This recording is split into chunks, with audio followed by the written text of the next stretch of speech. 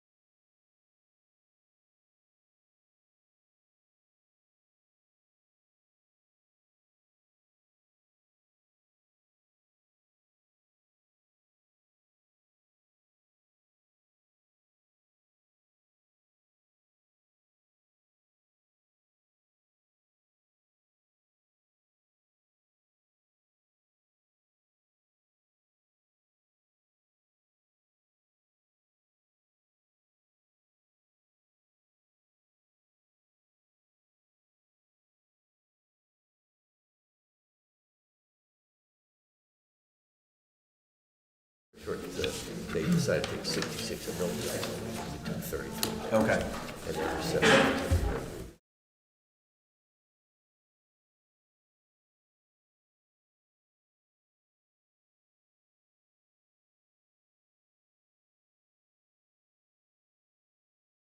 Just appears. I remember them coming in. Because they're getting sick I remember upset. I'm not sure if this is going to work out. Good evening. I'd like to call the November 12th, 2024 Borough Council meeting to order. Will the clerk please read the open public meeting statement? Adequate notice of this meeting has been provided as required under Chapter 231 Public Law 1975, specifying the time, date, and location by posting a copy of the notice on the municipal building, municipal website, providing a copy of the annual notice scheduled to the official newspaper of the borough, and is on file in the clerk's office. Will the clerk please call the roll? Council President Revelinsky. Here. Councilman Collins. Here. Councilman Menko. Here. Councilman Poznanski. Here. Councilman Potter. Here. Councilman Zambrana. Here. Mayor Murray. Present. Borough Attorney Peter Vignola. Present. Borough Engineer Mike McClellan. Present. Borough Administrator Fred Carr. Here. Borough Clerk Monica Orlando here. Will everyone please stand for a moment of silence, which will be followed by the salute to the flag.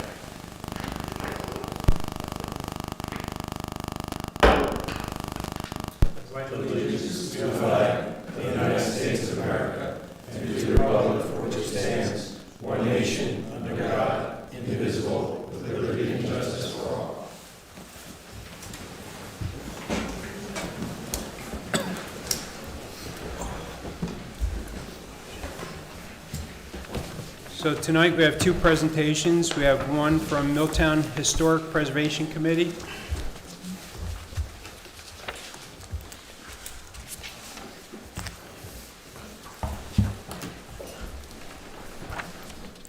All right. Good evening. I am Randy Ruth, Chair of the Milltown Historic Preservation Committee, and I am here tonight to present to the Council the committee's biannual obligation outlined by ordinance. Here is an outline of what is to come: upcoming events, moving the Raritan River Railroad Freight Station, which will focus on the history of the proposed site location, derailments in moving the station over the years, the process of moving the station with an emphasis on the needs, broader ideas for the site location, and closing thoughts. So, first would be the upcoming events. This year, Middlesex County and Preservation New Jersey began a collaboration that incorporates county municipalities to host various preservation-themed events. These events have been ongoing throughout the county since the spring. The general idea is to facilitate historic preservation conversations across communities and for the different advocates involved to learn from each other. The events are intended to be attended by any and all people interested in the topic, not limited to preservation advocates, otherwise concerned citizens, and public officials. You are welcome to attend the two events being held in Milltown at the Senior Center on Saturday, November 30th from 10 to 12, titled Historic Preservation Master Planning, and Tuesday, December 10th from 7 to 8:30 p.m., titled Preservation, Demolition, and Adaptive Reuse.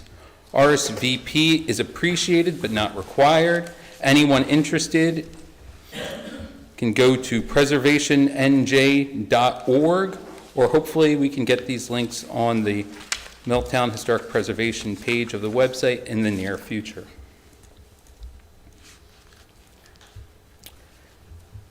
The history of the site on Washington Avenue is definitely unique and interesting, but I'll keep the subject matter to this millennium. The site in question was known as Block 60, Lot 5.06, and was about 14.01 acres of land going all the way out to the Lawrence Brook. The map on the lower right on the slide highlights the area and does include the subdivided block 5.062, where the substation is currently located. Based on articles in the Home News Tribune from 2001, support of this tract was for senior housing and was given by many locals. While then Middlesex County County Freeholder Director David B. Crable supported preservation of the land through condemnation. Only baseball fields were approved at the site, but somehow Milltown, or the local municipality, was obligated to get the funds for this to happen. Records show that at the same time, in the fall of 2001, MCIA took property through condemnation. This displaced 9 out of 10 businesses, with the exception of the Milltown Ice Cream Depot. The names of these businesses can be read on the slide if you wish. It was reported in May of 2002 the buildings were slated to be cleared. Milltown Historical Society and Milltown environmental groups wanted to preserve the buildings for a nature center. Then Mayor Gloria Bradford and Council were hesitant to send a letter in support of this action to preserve the structures because there was a concern expressed that the taxpayer should not pay for it. Putting this into context, later in September 2002, then running for council, current councilman John Collins said he was in support of a local open space tax equal to about $15 per household annually. This would have helped fund open space throughout Milltown. The question on the ballot for the tax was voted down, 1099 no to 1049 yes. The following year, it was asked again and did not pass by a greater margin. I think it was something around 2/3 of the people voted no for this added tax. This may explain why the Milltown Historic Preservation Committee was formed a few years later in December of 2006. 2 years later, former Mayor and County Director David Crable passed away suddenly. Along with his passing, I suspect any grand plans for the site went along with him. Moving towards some more recent history, at a Borough Council meeting on April 11, 2016, Tom Reynolds and Ken Dura from the Raritan River Railroad Historical Society discussed the funds raised for the movement of the Raritan River Railroad Station and its restoration. They came to discuss the placement and anticipated cooperative effort in the resolution and movement of the rail station with the council, then Mayor Stieber and Mr. McClellan, addressed plans in the process and suggesting a meeting with the gentleman to discuss the plans moving forward. In 2017, CME provided tree planting plans associated with the electric utility flood mitigation plan. And just to be clear, I believe this was associated with the subdivided block 5.062 where the substation is located. Just looking at the timing. On July 9th, 2018, by resolution titled 18-198, Council then approved the relocation of the station, and later that month, the Borough Administrator received a letter of support from Middlesex County for a TAP grant to help fund the station relocation. This grant is not offered every year and does have criteria that at the time it is assumed were met. So, is the station even capable of being moved? All the details associated with that. That's why the grant was applied for. The grant was not awarded, and I'm not sure why. I believe this may have been the reason that in 2019, formal architectural drawings were produced by a local architect. So, you don't get the grant because you don't have formal architectural drawings and things like that. It would make sense. Was anything else left out? I don't know.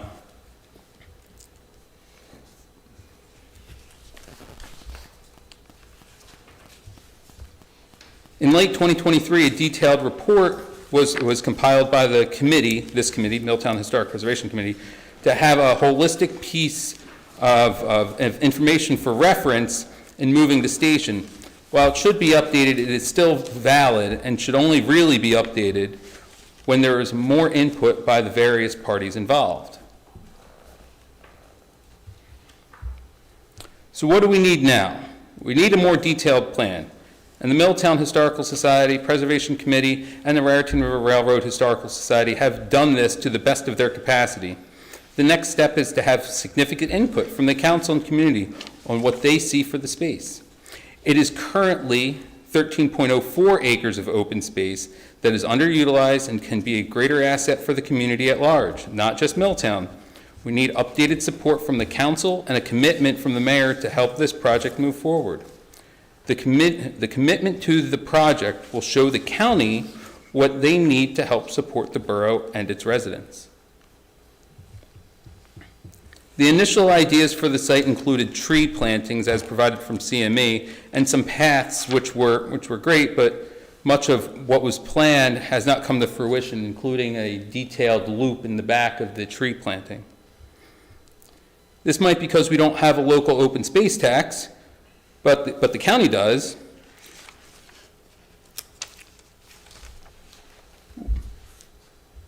So we, as in not just this committee, but really all of us, whether it be the council and even the administrators, really need to come up with an idea of what this space can be realistically.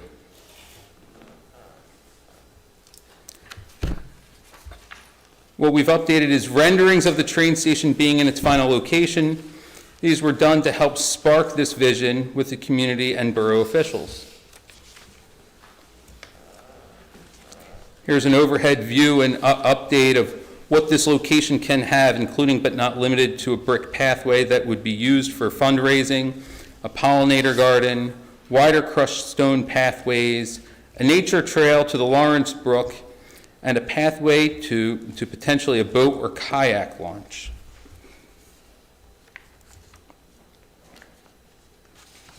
So how do we do this? The simple answer is Green Acres funding.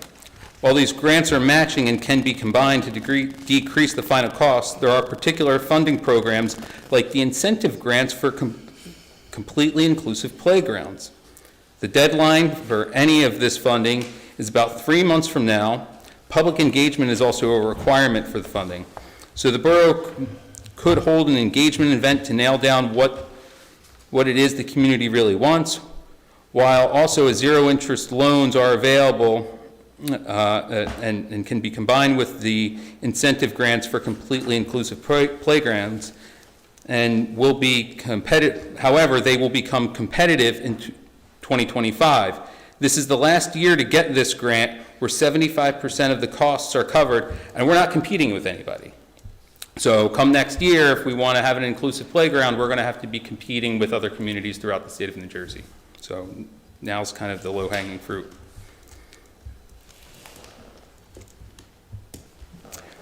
There are question and answer meetings on November 25th and December 18th that the applicant, hopefully the borough in part, should attend if we want any of this funding, which can help create value in a space that once had 10 businesses paying borough taxes that created community and provided value to the residents. In closing, we must prioritize education and outreach to engage the community while fostering ideas and ensuring every voice is heard. Let's renew a valued community asset saved by public demand, including the 2 buildings that were already saved on this space. Secure grants to support our underfunded parks and open space, and develop inclusive playgrounds, possibly, while funding is still easily accessible. These actions can move swiftly, potentially by next year. Finally, let's support the local business by improving park facilities, encouraging seasonal recreational ventures, and potential business opportunities that can be enjoyed by everyone. By working together, we can keep Milltown the greatest little town in all the land. Thank you for your time. Does the council have any questions? Just one question, Randy. Thank you so much for that detailed explanation. The 2 days that you mentioned, the 25th of November and the 18th of December, RSVP is to preservationnj.org? Yes. Okay, thank you. Thanks for quoting me, Randy. You can never have enough parks and recreation, That's right. so that's the way I feel, so. Yeah. I have 2 questions. I know when I went to the county, it's probably 2 months, maybe it's 3 months ago now, they had asked for 3 separate quotes for the foundations, contractor quotes for pricing. We can discuss that offline, but that's what they're looking for. Other than that, they really didn't seem to have a problem. They were just looking for the additional quotes. I know there was the one, but they were looking for 2 additional for that. The other question I had was, who is going to be doing the grant application? Well, to answer the first question, there's sort of kind of 2 quotes with a third one conceptually floating around. So the first one would have been Brown and Glenn. That's the one that has the most solid numbers. However, in the detailed report that was put together, there was another company called Wolf & Sons. They're a nationally renowned company known for moving historic structures. Some basic conversations were had with them on over the phone last year, and we'll just say that they could come out if things got serious enough to give a formal quote, but I anticipate that to be more than what, you know, the current, the local numbers suggest. Now, the third vendor, it's been kicked around that potentially talking to another local mason contractor to get that done would be feasible. I know in the past it's come up in front of other councils, you know, who's qualified, the qualifications to move a bill. I don't know if you have any prerequisites, you know, or if the county does, because I know anybody, or it's been presented in the past that, well, anybody can say they can move something. It doesn't mean that they're necessarily qualified. So if there's no particular qualifications, I'm sure we can move forward with getting 2 additional bids. Okay, yeah, and it's more so about the foundation plans. That's what they're really looking for versus the move. I think the move is the easier of the 2. You know, whether it's crane or, you know, how it's moved over to put on its final resting place. But I think that the key thing is the foundation plan quotes are what the county's looking for. Foundation plan quotes specifically. Yeah. Okay, then I'm sure we can come up with that. Yeah. And the other question, I'm sorry. Oh, that's okay. Who's going to be filling out the grant application? Well, it would be anticipated that it would be some sort of municipality. I mean, if the municipality is applying, ideally, for example, for the inclusive playgrounds, and I'm only hanging, you know, any word on that because, you know, something like that doesn't need to necessarily go in this location. It could go somewhere else within the community. I think it's kind of low-hanging fruit. But depending on who applies for those types of grants, you're in a different bracket in terms of the maximum dollar amount. So if Milltown were to apply, I think that would make the most sense because that sends a signal to the county, and the county can kind of pick up whatever slack there is. Whereas I think where it currently stands that the county doesn't have their head entirely wrapped around the picture as to why a nonprofit wouldn't be able to apply for these. I think that it comes down to not only capacity but also commitment. So, you know, it would be very challenging for a nonprofit within the community to basically sign up a municipality when it kind of makes sense for the municipality to, you know, do all the checks and balances internally than it is for an outside group to do it. So I would hope that the Milltown would apply for the grant. Okay. Just like with the TAP grants in the past where CME had applied for them, essentially. So if not, you know, somebody in borough administration, potentially, you know, the engineer, or whatever appropriate party is deemed necessary. Okay, excellent. So have you received the 3 quotes for the foundation? Councilman Collins, microphone, please. I'm sorry. Randy, have you received the 3 quotes for the foundation? So the quotes, the current quotes that were received were from a local contractor to both build the foundation and move it. With mobilization costs, it's kind of a package deal that the whole price tag, and I think the borough engineer could attest to this, when you have one company doing all the work, the price, when you break it down, you know, the pieces end up costing less, you know, when you do it as a package. Those exact dollars need to be re-examined because of inflation. And then there was another quote that was put together mostly by the moving company, because that's where the bulk of the dollars were, where they had said, well, you know, you want to put down a foundation, we can put it down, but their prices seem to be quite a bit higher. So short answer is, no, there are not 3 existing, current foundation proposals, but I think those are pretty easy to obtain at this point.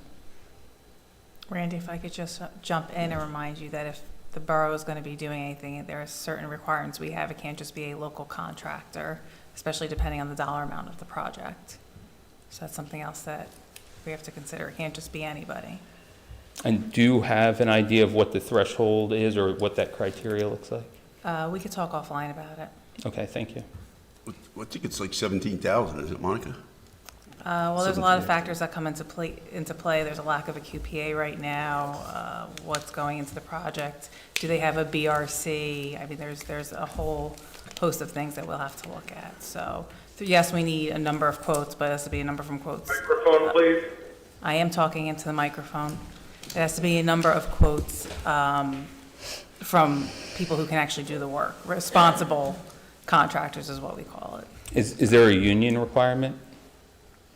That I am not a QPA, so that is something, like I said, we'll probably have to eventually talk to the borough attorney about and see exactly what it is. But there are requirements. We can't just go to our local whoever. So, I mean, we can if they meet the requirements, but. Do you happen to have a list of contractors that may have done masonry work for the borough in the past? So I think the council needs to first step back and say, regardless of the number that's provided, how are we going to pay for it? The big dog in the fight is how are we going to pay for it. The intent is good, the idea is good, the philosophy is good, but at the end of the day, we can't hire anybody to do anything unless we have the money to do it. And right now, unless I've missed something, I don't know where it is. Randy, I assume your fundraising is ongoing. How much money do you have? Microphone, please. How much money do you have as far as with the fundraising efforts? I'm not aware of all the funds that are within the various accounts that the Historical Society is holding, but it's probably $25,000 or greater. There was an influx in funding that came in last year through donations, and I think it kind of started dying down because we were looking for and continue to look for commitment from the borough, and I think some people were like, what's going on? And we'd say, so we're trying to get back on board to basically do more fundraising, because it's been a long time, and I think some people have donated and not seen much. Well, most of the money would come from grants. That's the idea, yeah, and hopefully a lot of the money would come from grants through Green Acres specifically. I mean, it is preserved open space. That's where the bulk of the money can come from, and I think things can get very creative depending on what the vision is for the council. There are ways in which, for example, that the money can be, just as many of you know, through Albert Avenue. There's money can kind of be moved from a pathway and be shifted for things that are associated components of the project. So it's not necessarily to get funding specifically to move the train station itself. The idea is to utilize the existing funding to, let's say, improve the parking lot, bring more people there, such as maybe with a playground or what have you, and improve the park facilities. And really the train station is only a component of the broader scope of work that would involve more beautification for the site. I appreciate the effort. I don't know if anyone here has been to the train station. It's in terrible shape, because I have gone over and investigated, so it's going to need a lot of work if it gets over there.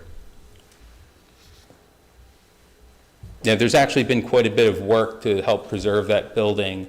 I don't know if you're aware of it, but there was the roof that was damaged. Right. that was repaired. I don't think a lot of people know about that, but in fact the roof was repaired with sawn lumber, so everything's actually dimensionally and historically appropriate. I don't know if anybody would even be able to necessarily spot the difference, which is a feat that nobody specifically asked for, but they knew that it needed to be done as correctly as possible, and I think they took the long road to get there to do the preservation that they did within the past few years. So the work, a lot of it, I think, is cosmetic at this point.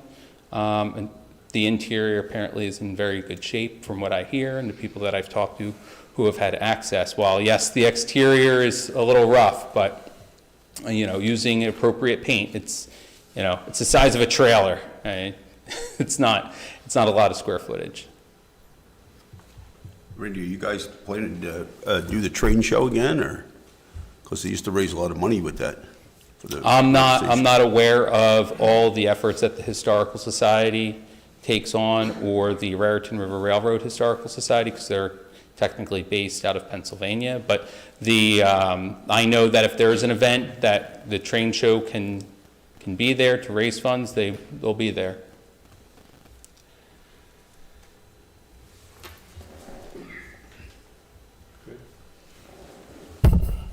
Okay. All right, thank you.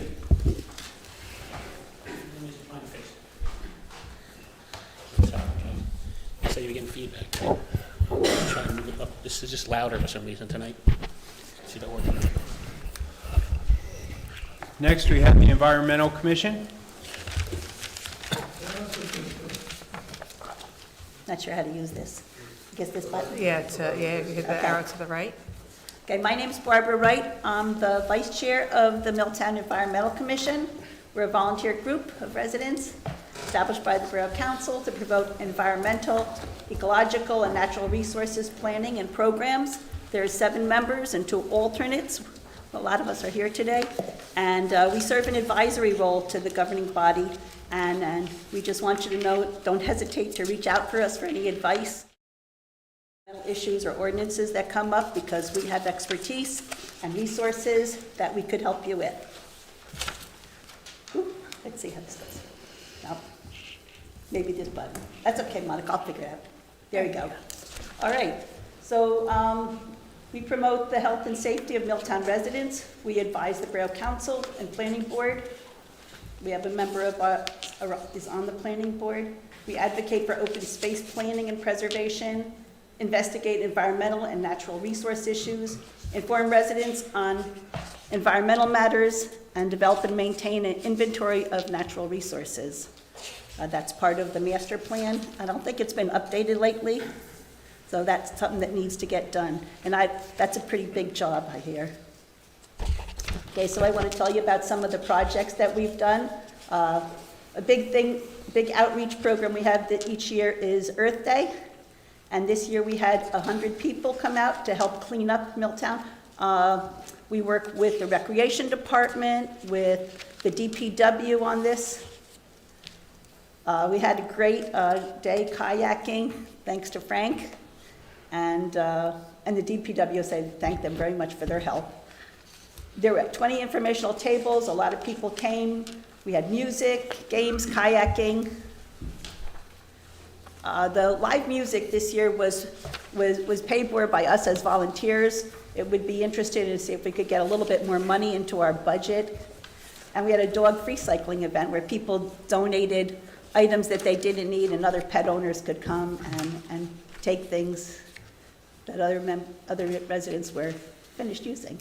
This was Doug Ormack. He came from Middlesex County, the man on the left, to speak to us about Lenni Lenape Indians, and you can see Lawrence Brook Watershed was there, other environmental groups.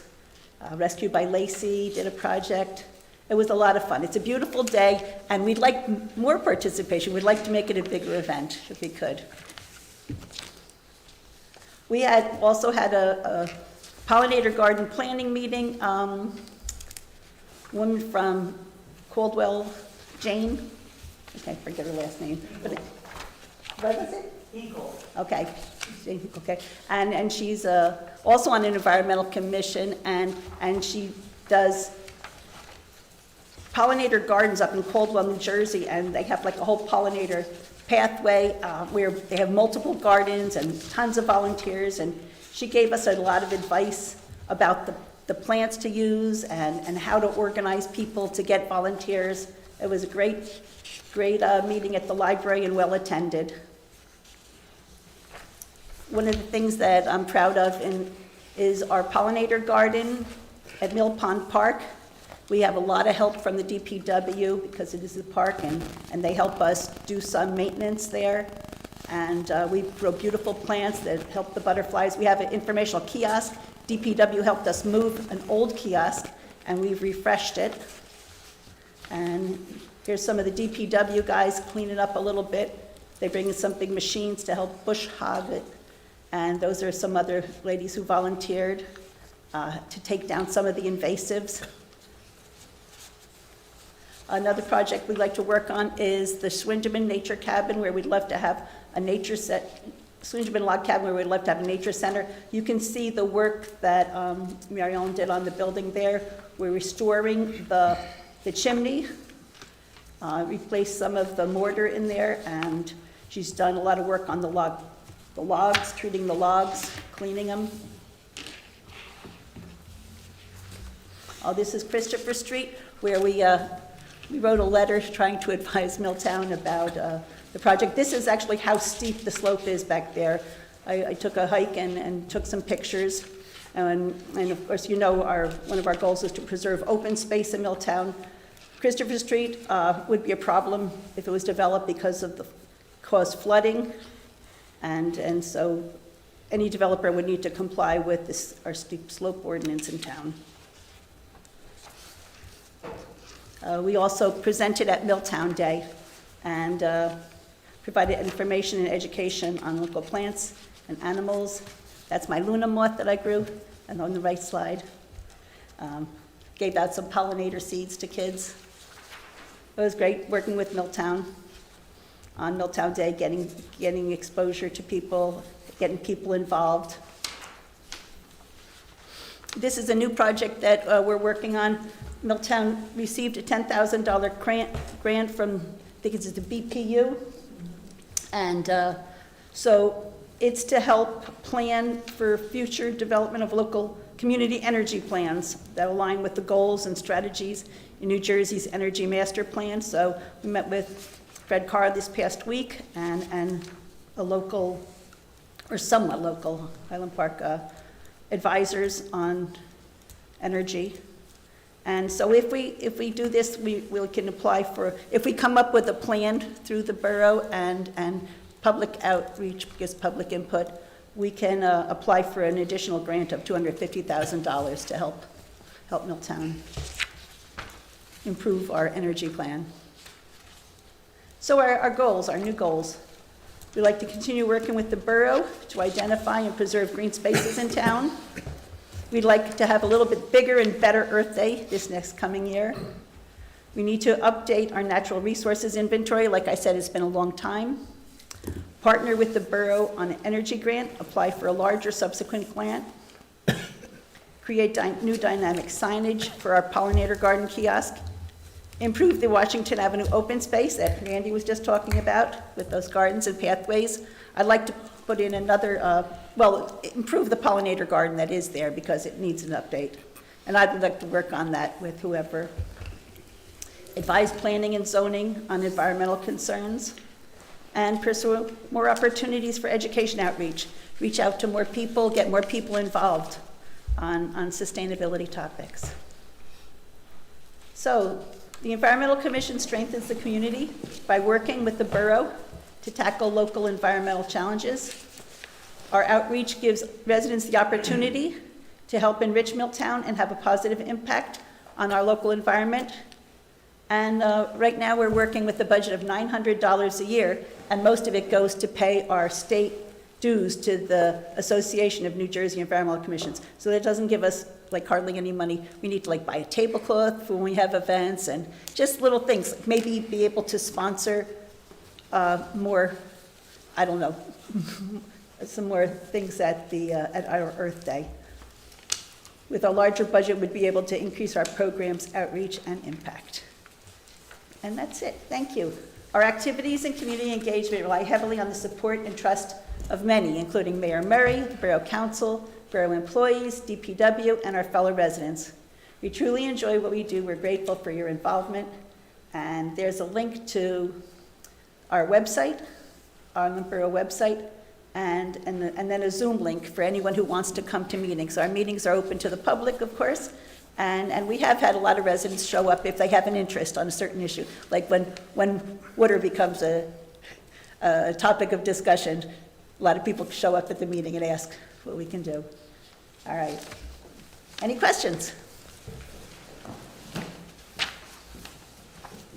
I guess not. Okay, All right, thank you. Thank you.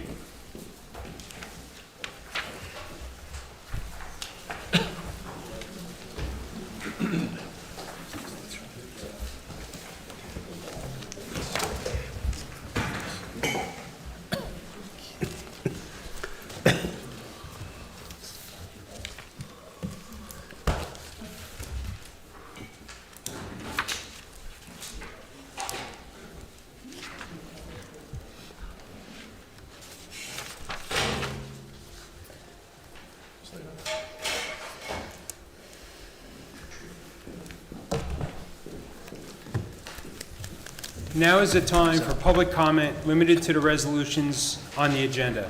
If you wish to speak, please step up to the microphone, state your name and address for the record. Again, this is the public portion limited to the comments only on the resolutions listed on the agenda at this time. There will be a 5-minute time limit as set forth by the rules of council. If someone raises their hand, please come to the microphone and state your name and address for the record.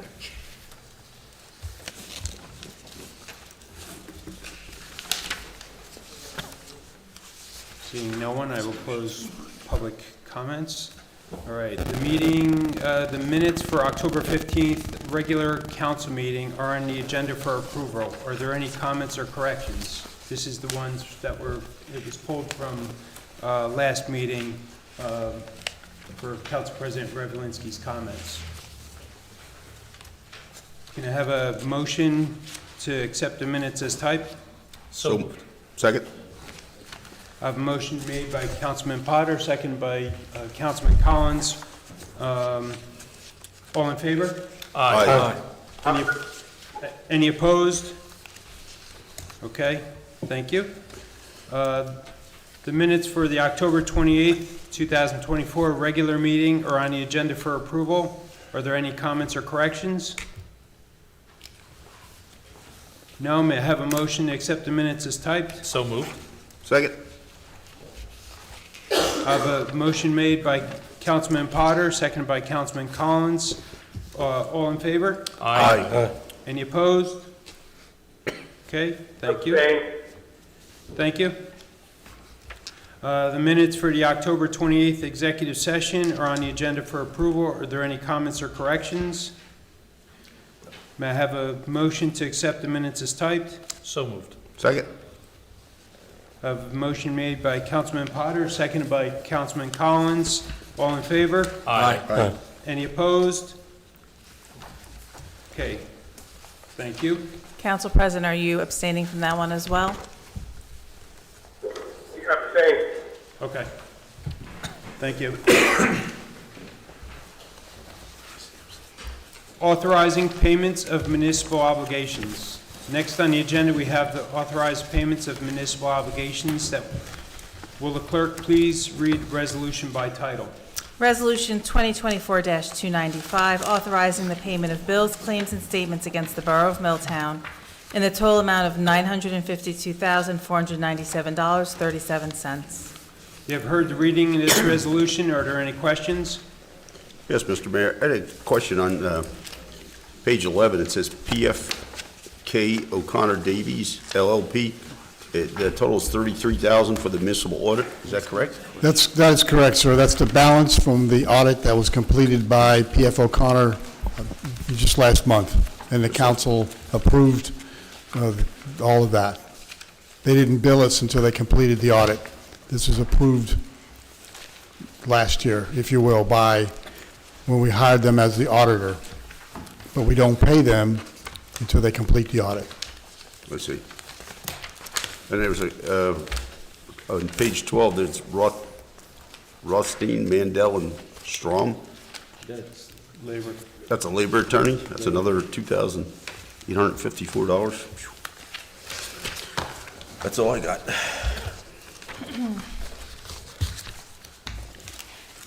May I have a motion and a second, please? So moved. Second? I I have a motion made by Councilman Potter, seconded by Councilman Collins. Will the clerk please call the roll? Council President Revelinsky.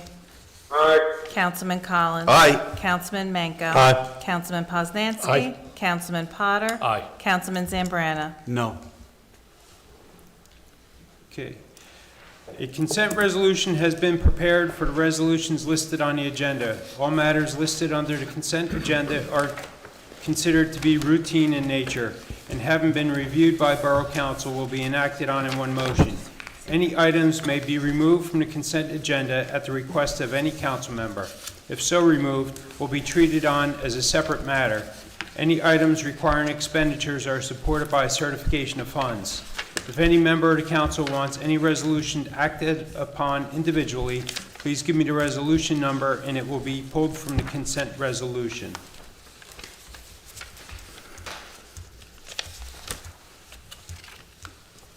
Somewhere I didn't get a copy of 304. You don't have 304, is that what you said? Let me see, maybe it's over here. It's 305. Yeah, I didn't see 304. So you can give it to me later. That's sure. Okay, very much. Is anybody else missing 304?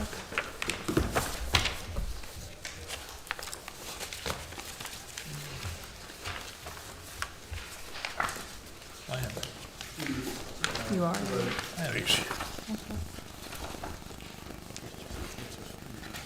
And on at your spot today, it should be the updated 305, that an email was sent out by Fred, it's just updating the number.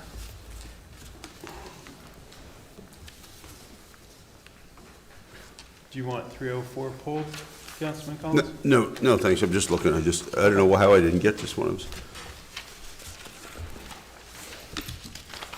Probably with all the papers I got here. No, I don't have any problem. Okay. Well, look, So we're not pulling may I have anything? a motion? Consent I make the motion resolution. that these resolutions be adopted. I didn't read the resolution I'm yet. sorry, It's consent resolution. Oh, No, I need to read the resolution. yeah, my apologies. Punt. Whereas pursuant to the rules of council, the council may establish a consent agenda for any regular or special meetings upon certain conditions, and whereas each of the following resolutions to be presented before the Borough Council at its November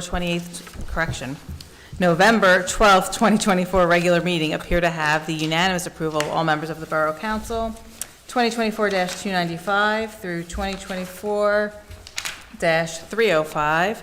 Now therefore be it resolved by the Borough Council of the Borough of Milltown that each of the above listed resolutions be approved and adopted by the Borough Council with the same legal effect as though each were read in its entirety at the November 12th, 2024 regular meeting and adopted by separate vote.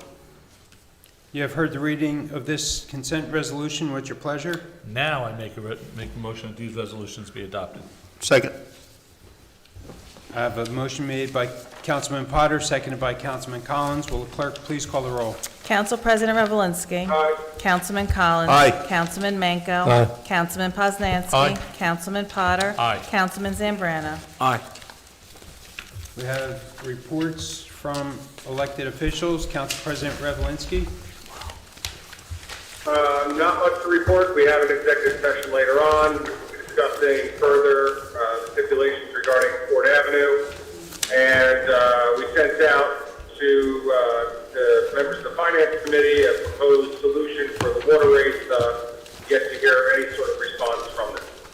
That's all I have. Okay, thank you. Councilman Collins. Thank you, Mr. Mayor.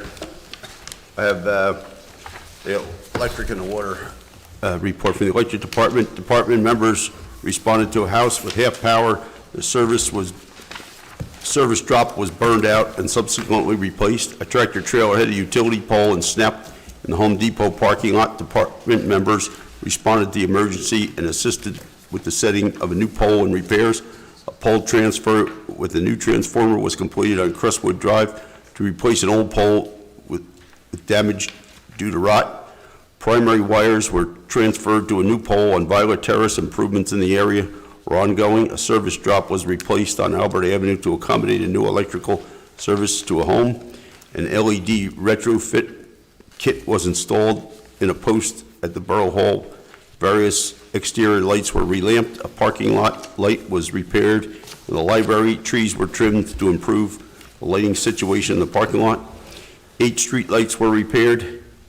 1 street light was replaced with energy-efficient LED.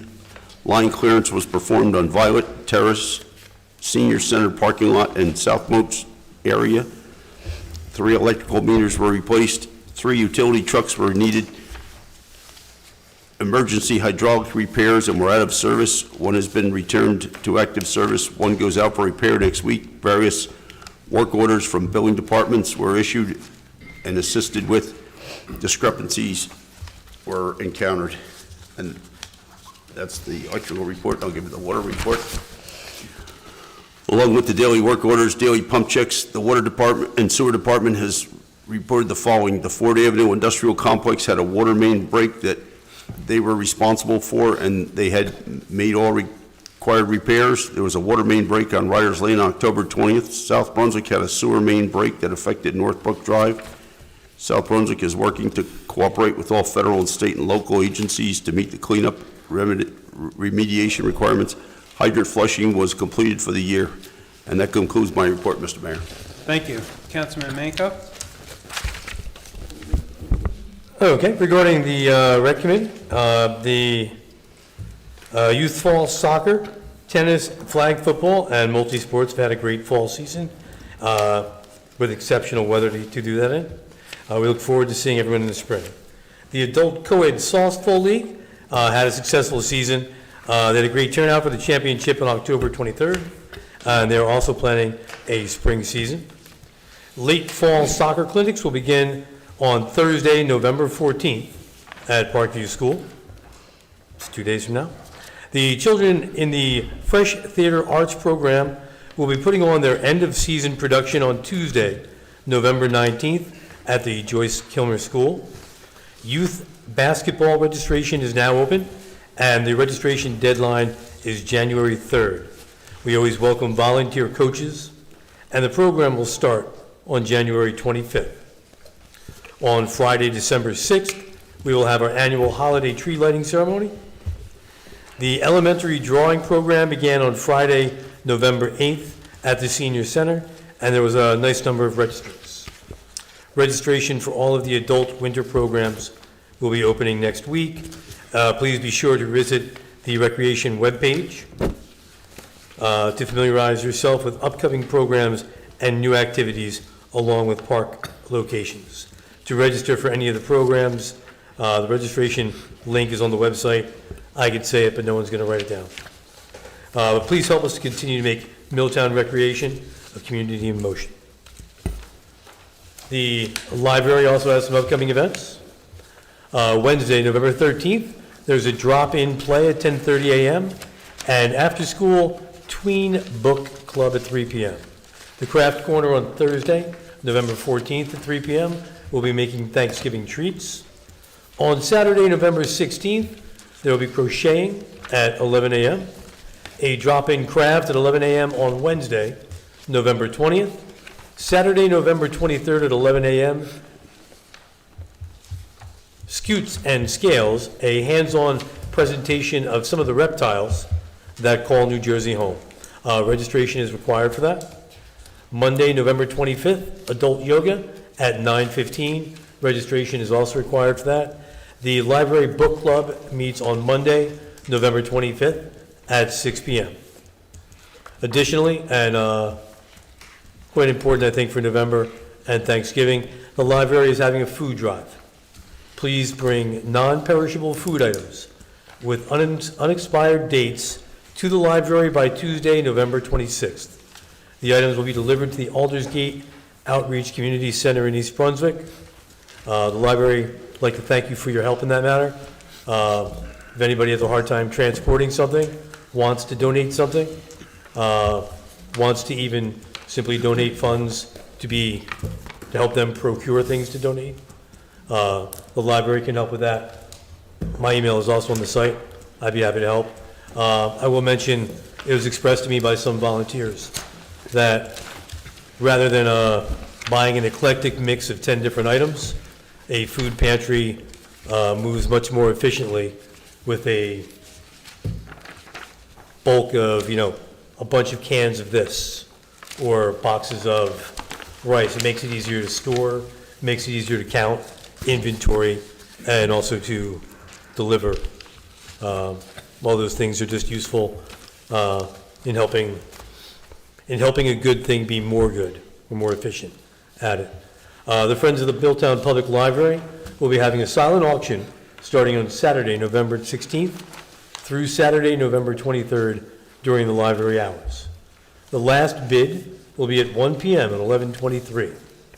Please call the library at 732-247-2270 if you have any questions. That concludes my report. I do appreciate all the great things that the library and the rec department gives this town. Wish we could do more for them.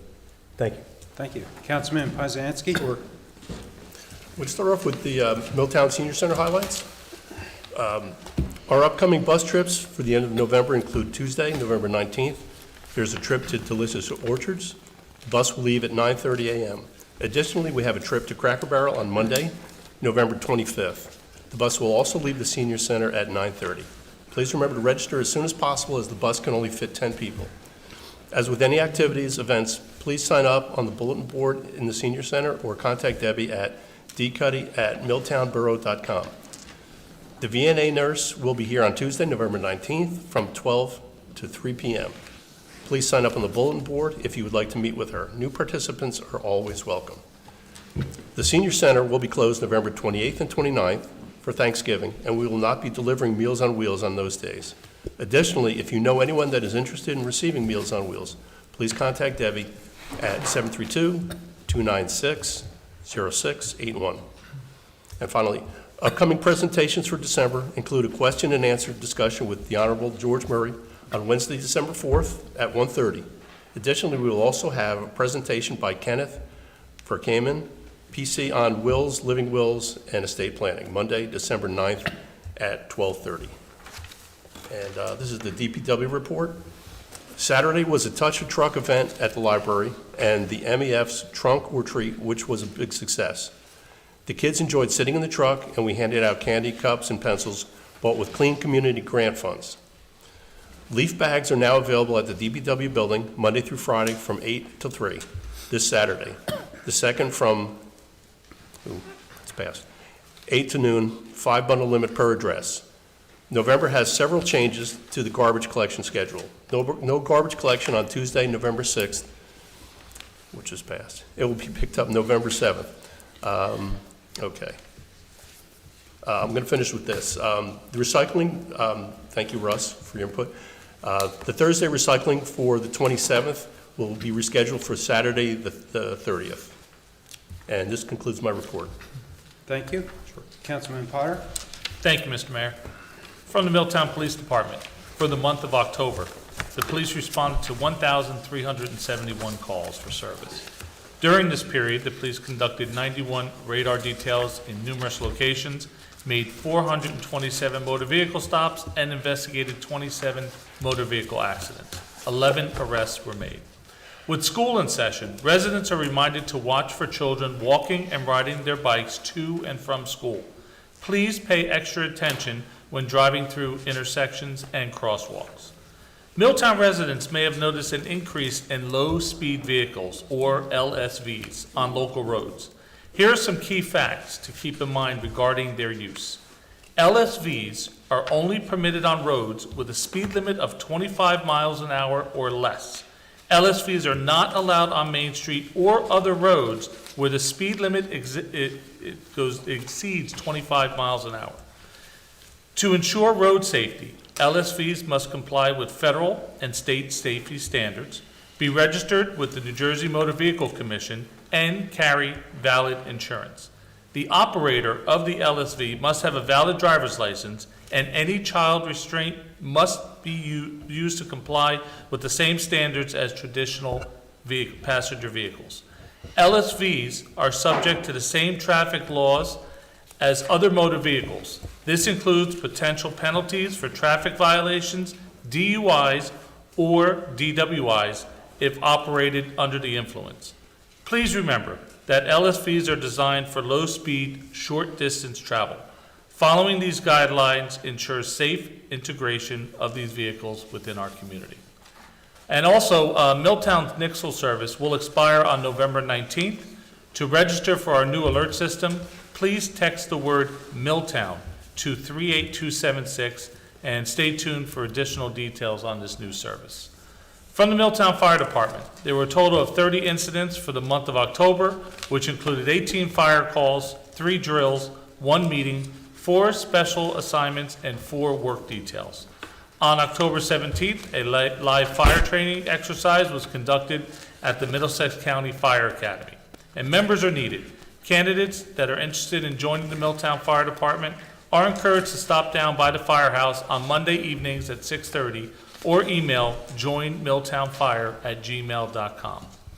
From the Milltown Rescue Squad, in October, a total of 126 service calls were recorded. Year-to-date, the cumulative number of service calls stands at 986. During October, the Milltown Rescue Squad provided ambulance support for several key events, including Milltown Fire Department's Live Burn, Rutgers football games, the Haunted Riverwalk, Trunk or Treat, and the Fall Festival at the library. This month, the Milltown Rescue Squad proudly celebrates their 88th anniversary. Additionally, they honored dedicated service of their members with the following years of service. And Mr. Mayor, I'd like to announce these individuals. For 25 years of service, John Blackmeyer. For 15 years of service, Kevin Hipko and Kyle Rafferty. 10 years of service, Ashley Ham, Anna Johnson, Laura McNulty, and Ian Paglia. 5 years of service, Ahmad Mohammed, Jonathan Swartz, and Emily Sullivan. And 1 year service, Sarah Berger, Pierre Eshak, Demi Kamel, Joyce Hanna, Evelyn Nguyen, Katie Parades, Jerry Reeves, Lily Schneider, Steve Schrager, Naomi Shanna, Shrey Takar, Janine Vadola, and Harrison Zakowski. And to Kyle Blackmeyer for receiving the R. Winslow Bronson Memorial Award. Please join me in a round of applause for these members receiving their memorial awards.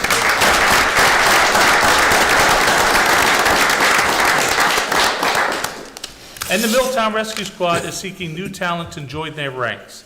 They are currently accepting applications for their winter onboarding process. Individuals interested in joining the rescue squad or becoming an EMT should email recruitment@milltownrescuesquad.org.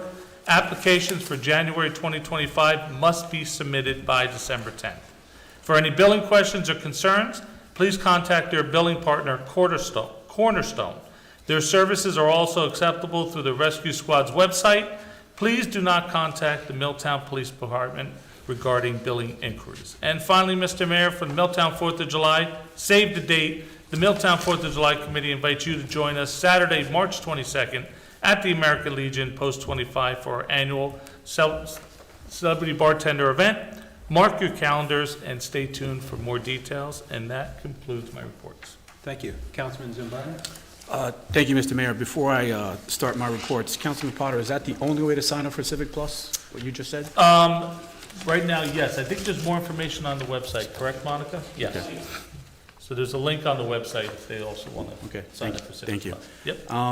So our Environmental Commission, our next meeting is Wednesday, the 27th, 7:30 PM via Zoom.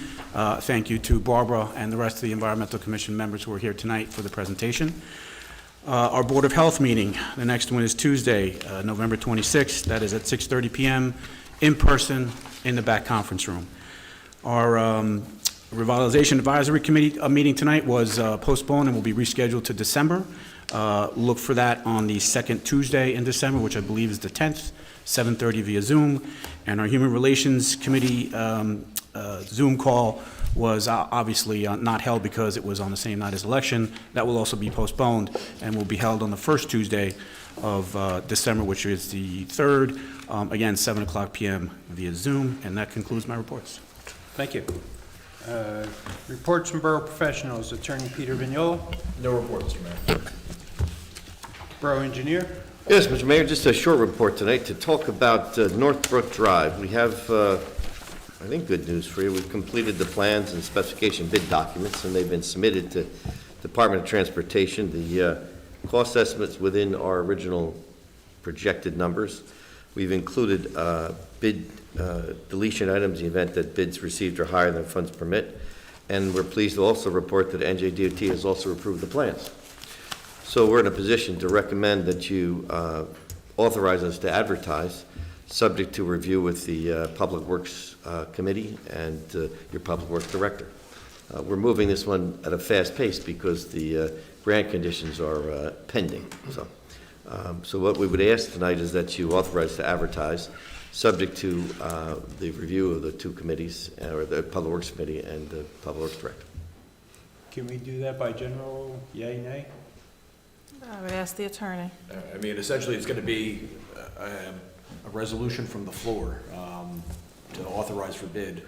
I mean, it's going to be a standard resolution.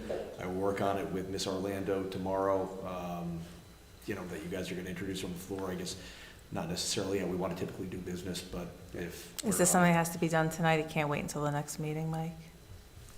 If the resolution is has to be prepared in writing, we can wait till the next meeting. Yeah, I agree with you. I prefer to do it that, I prefer to do it that way, nice and clean. Yeah, we just got this good news. We thought we'd come tonight and, you know. I'll throw it on the agenda That's for fine. the next Okay. meeting. Great. Excellent. Thank you. Reports, Borough Administrator, I have no report, sir. Borough Clerk. I would like to start by thanking all of my amazing poll workers for a smooth and... Why does it happen when I start talking? That means he's gone away. Oh, because he hung up. All right, I'll start again. I would like to thank all of my amazing poll workers for a smooth and successful general election, November 5th. It was a very long day, but everybody handled it with grace and worked very well together. We had a lot of new poll workers, so I'd like to thank the new poll workers that came and worked for me this year. I hope that you return for primary. I'd like to thank the voters that came out. We had pretty record numbers this year for this particular election. Everybody was kind to my poll workers. Everybody was patient with the few glitches that we had. So thank you to everybody who came out to vote. And if you are interested in being a poll worker for me in 2025, you can stop in my office for an application, or you can go on the clerk's website under elections, complete an application, and email it to me. The only other thing I want to talk about was vital statistics, which falls under my office. This year, to date, through October 31st, my office has processed 35 marriage license applications for happy couples that reside in Milltown. As far as certified death certificates, last year, for the entire year of 2023, the office processed 546. We amended the fee structure in February, so my office, until October 31st of this year, we have processed 1,079 certified death certificates, almost doubling our numbers from last year. I would also like to remind anyone that's interested in volunteering for the boards and committees in town to submit a citizen leadership application. We have some vacancies that will be up for reappointment or appointment in January at the reorganization meeting by council and mayor. I have applications in my office, and they can also be found on the website. Our reorganization meeting is January 6, 2025, so I ask that if you are interested to please have your application into my office by the end of the month so that I can disseminate them for mayor and council to go through, and that is all I have for tonight. Thank you. Does any member of council have any old business to bring before council? Yes. I have some things to say about the water rates and also lid line replacement. I've been looking into the water and sewer rates of various towns, some larger, some incomparable, comparable to ours, to our community. I realize the timing is late, yet I would have liked to have had workshop meetings where we as a group could have hashed out solutions. We could have had council members like myself and others find solutions together instead of separately. I've researched other towns to find out how they work in their water systems, and I have a lot of information. However, the minimum water usage is unlike ours. There's a program in North Brunswick that they have a tiered system also, but they have a senior utility discount / credit applied annually. There's a $250 tax deduction. The criteria is that they must be 67 years of age, reside at the address, have the same water, have the water bill in their name, and have a new AMI meter. For residents with sprinkler or irrigation systems for their lawns, there's a secondary irrigation meter that is not subject to sewer charges. It's an innovative way of relieving some of the pain of the quarterly utility bills. I'm looking for options instead of being out of the loop and expected to go along. I do my homework, which is why I was elected, and I take my job seriously, as others do here also. I also looked into NJ American Water and lead line service replacement, which is coming up here. On July 22nd, 2021, Governor Murphy signed an Assembly Bill 5343 into law requiring investor-owned public community water systems, such as American Water, to submit a proposal to the Board of Public Utilities to recoup the cost of lead service line replacements from its customers in its monthly utility bill. Is there something we can consider here? We have over 2,400 residences here. Is it feasible to set up some sort of financing here with and water bills quarterly? Could we help some of our residents with the lead lining who may not have the wherewithal to pay the fees involved? Are there options? This is going to be a financial burden for many residents. I'm looking for some way to ease the pain. That's it for old business. Yeah, I'm a little concerned about this budget transfer that we did in the sewer.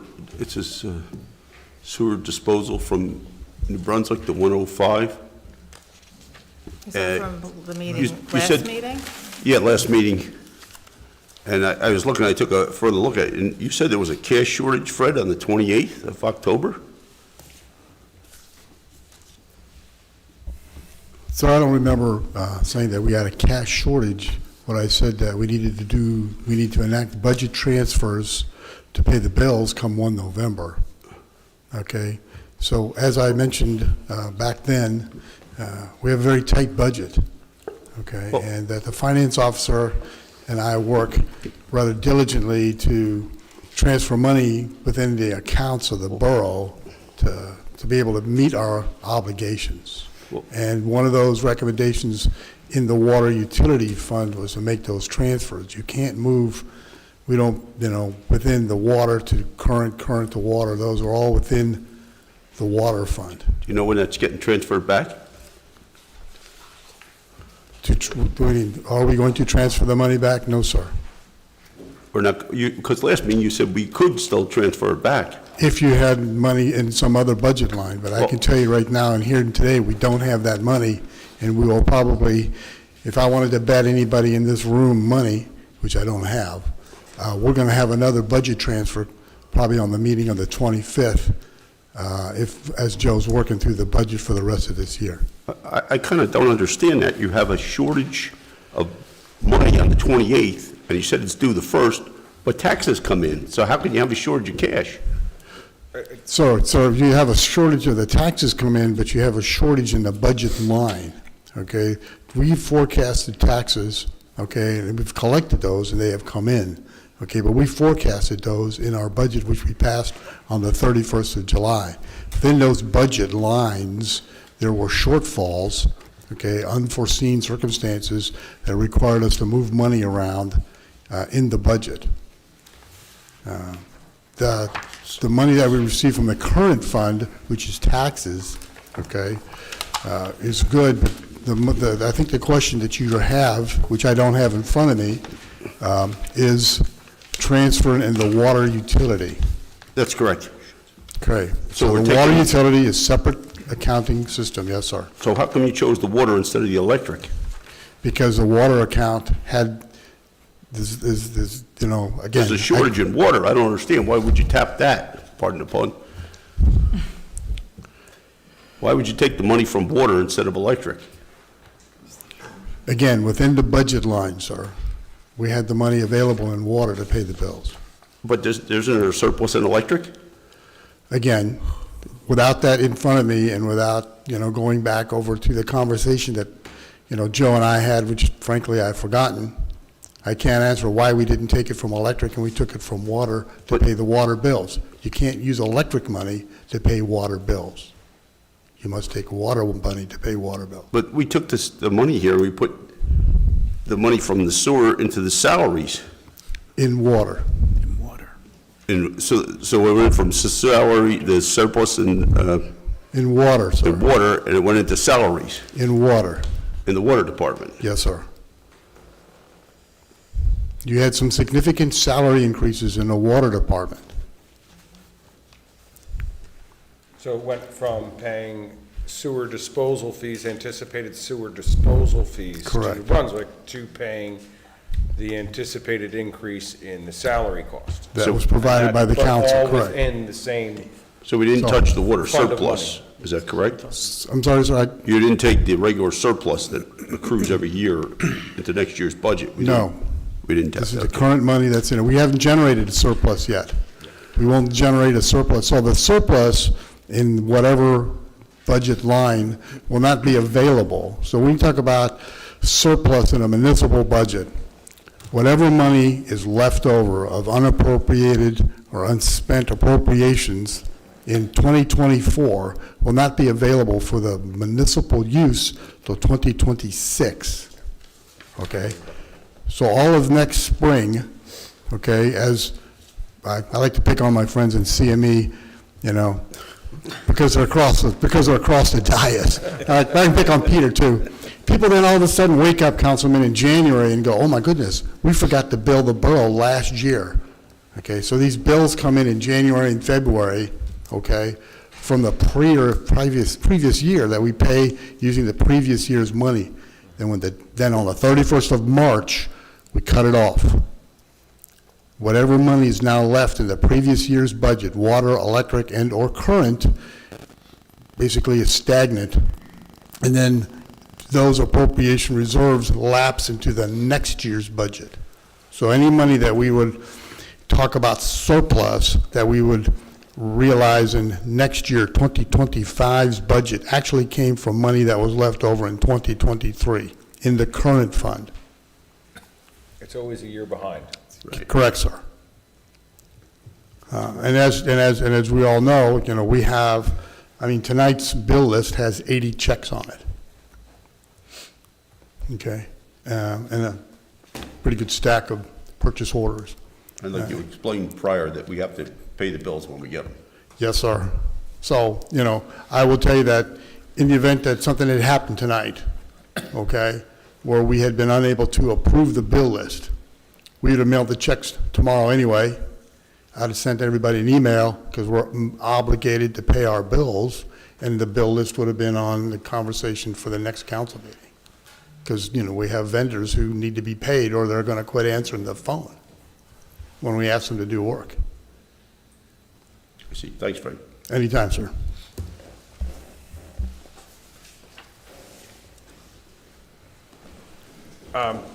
Old business. I appreciate Councilman Poznanski's efforts in looking into what other towns do.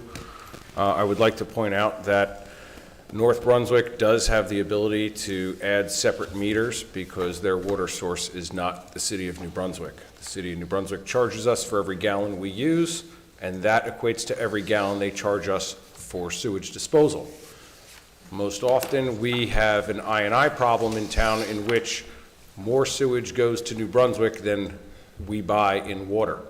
So we're actually getting a deal, but because of that, it's virtually impossible to say we can not charge you for sewage when you are purchasing water, because every gallon we buy, we have to pay for that in water and pay for that in sewer.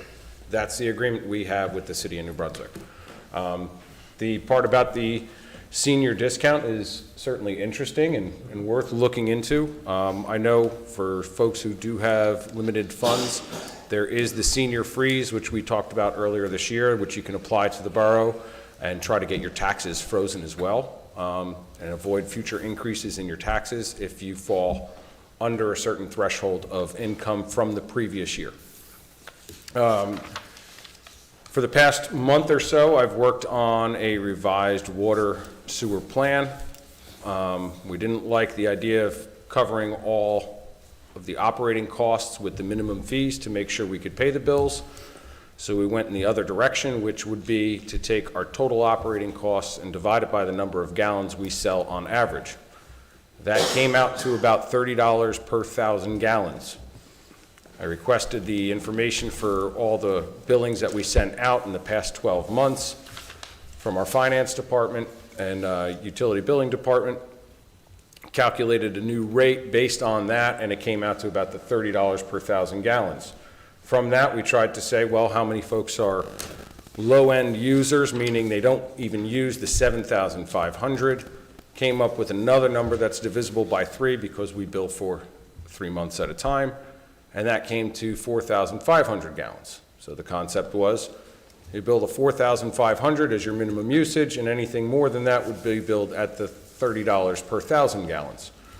That means the low-end users are paying somewhere around $180 per quarter. I'd have to double check my numbers, I don't have them fresh on my head. And then after that, anything more would be about $30 per 1,000 gallons. But that's the way the numbers work out. We have, I discussed this thoroughly with Councilman Manco as he seemed overly interested. We sent it out to members of the Finance Committee, both Councilman Potter and Councilman Collins.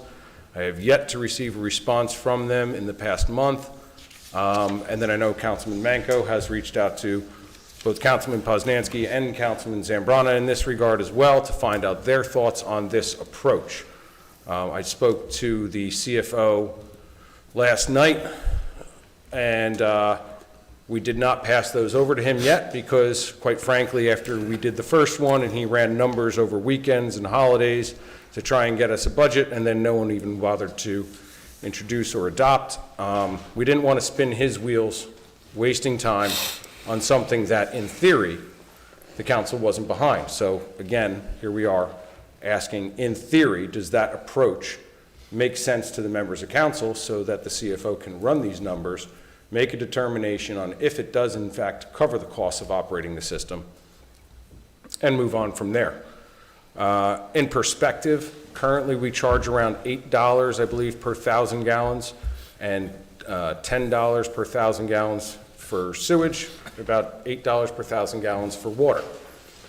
When I talk about the $30, that is because our water sewer funds are essentially commingled. Operating that department, the staff covers both water and sewer. So when we talk and say $30 per 1,000 gallons, that would include the sewage cost as well.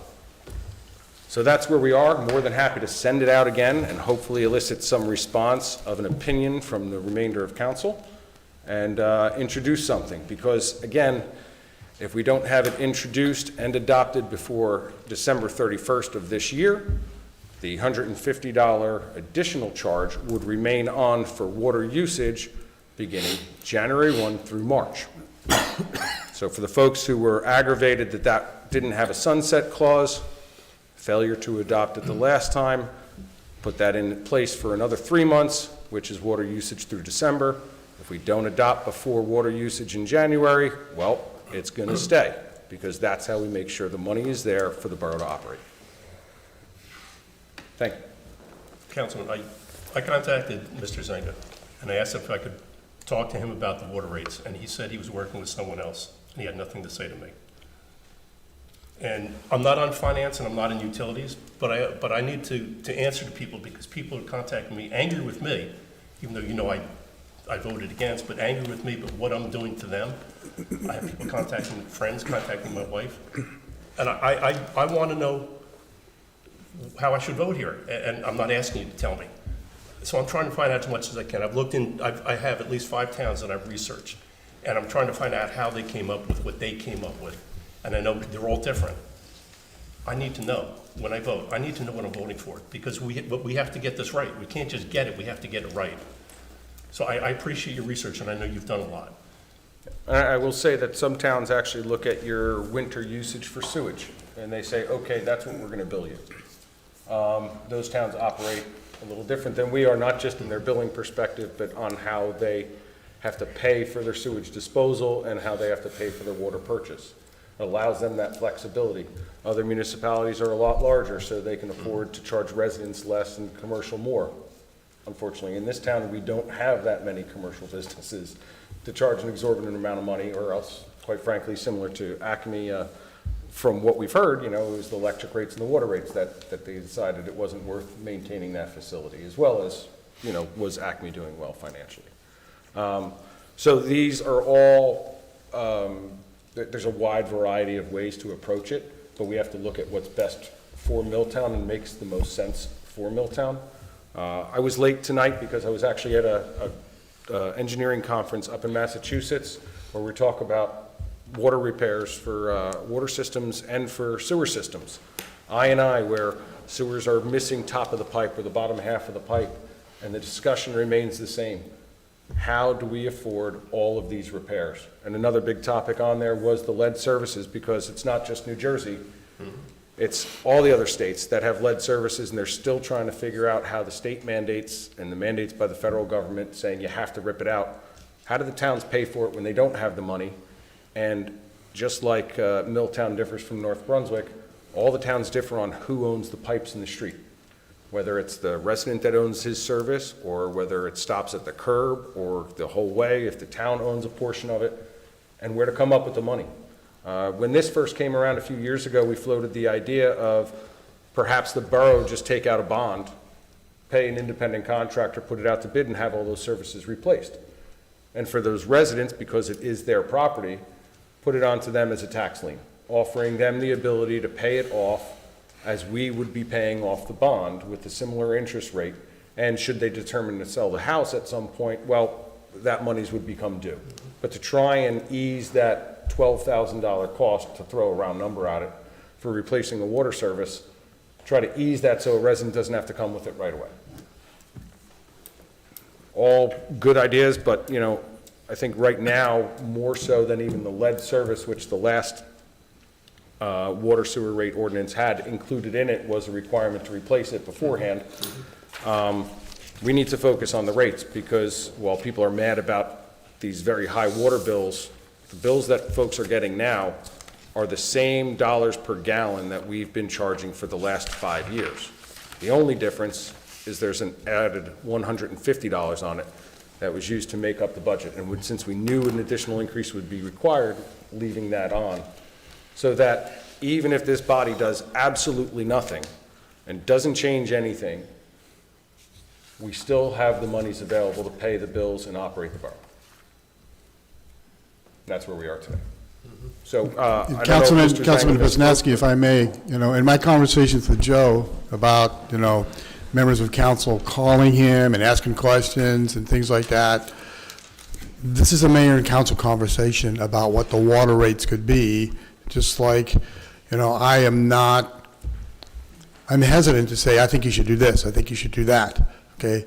This is a math conversation, and the council, by the rules of your own council, has set up a finance subcommittee, and the mayor and the council president have made it very, very clear that if you have an idea, it has to go to the finance subcommittee, who then brings it to the council, be it the utility committee, which is the finance committee, or whomever, okay? So those are the rules of council set by council at the reorganization meeting, and that's why Joe and I aren't going to weigh into it, because when we do that, you know, somebody gets upset, so it's not going to happen.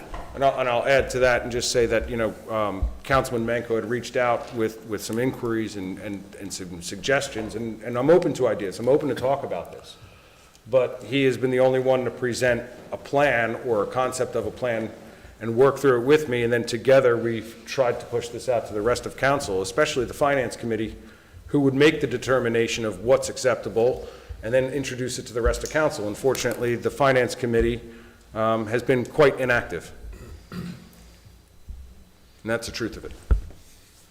I mean, the whole goal is just to initiate a conversation, because looking at it, the one way didn't work, and it was expressed to me that there are good reasons and valid reasons why the other one didn't go through. And I get it. So in a continued effort that it's just looking for a conversation, and everybody says, that doesn't suck, we send it over to Joe Zang, or somebody does, not me.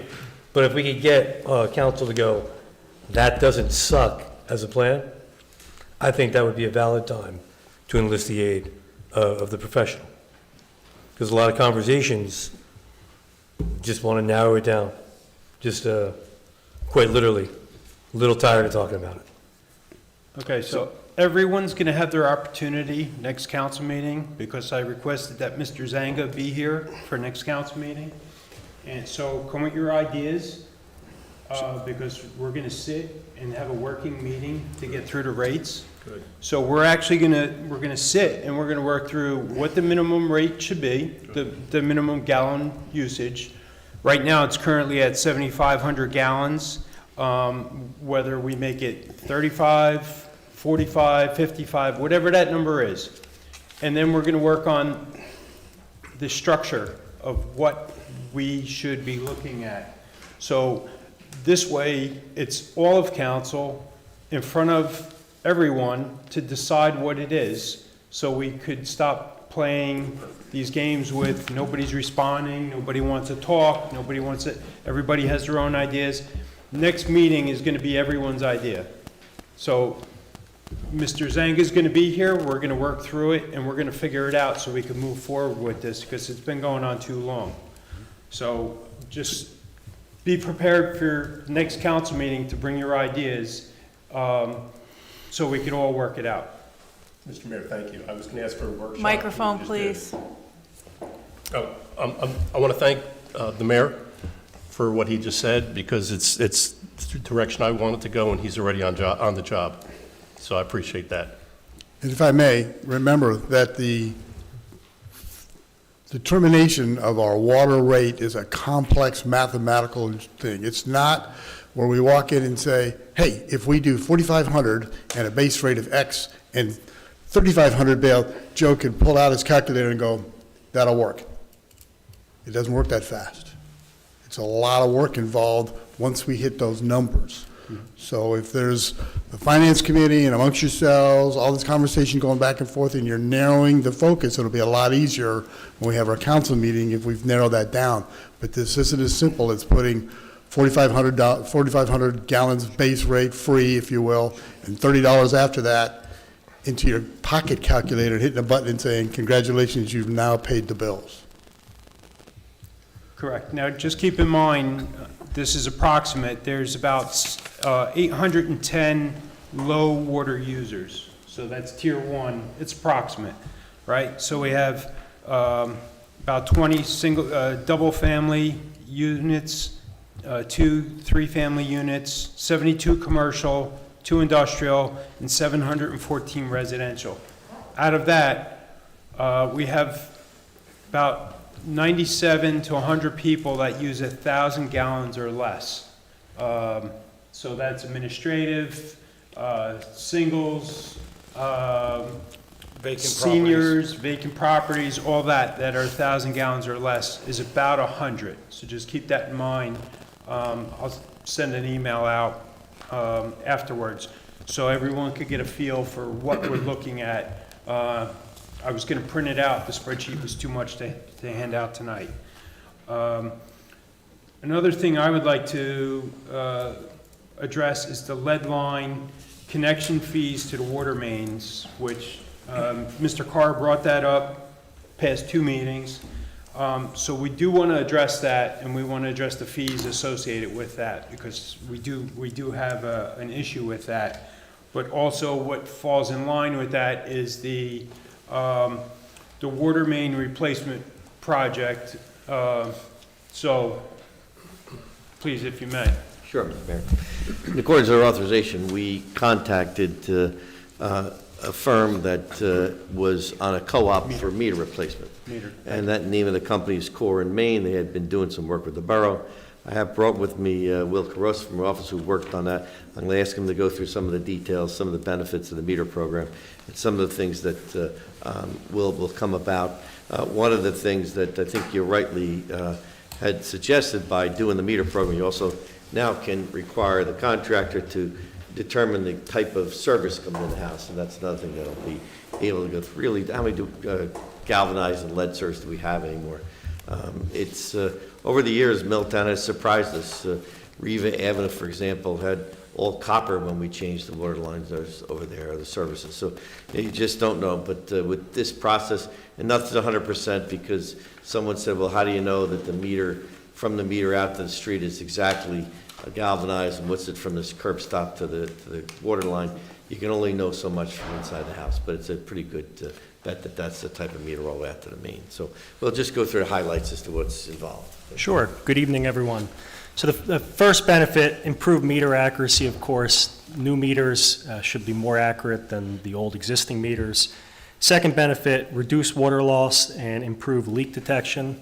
The modern water meters include advanced capabilities to monitor low flows and leak detection in services. Third benefit, operational cost savings and efficiency. The modern water meters streamline meter reading and data collection through software integration.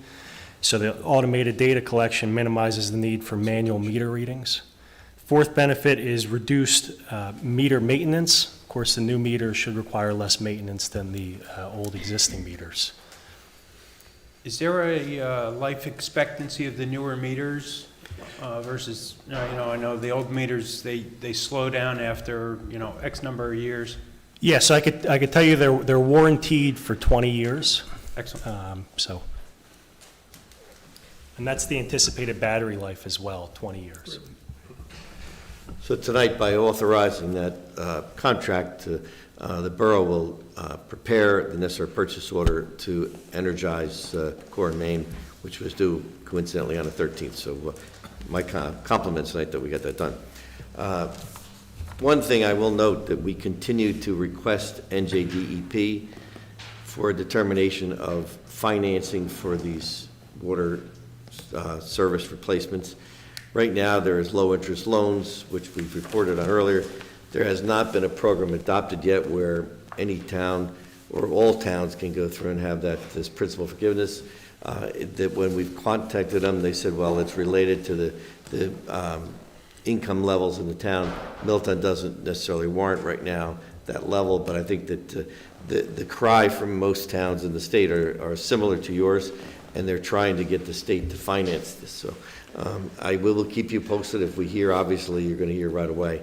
But right now, all we can really get from Milltown is low-interest loans, which are, there's some benefit, and that turns out to be a grant, but it's not as if it's total principal forgiveness.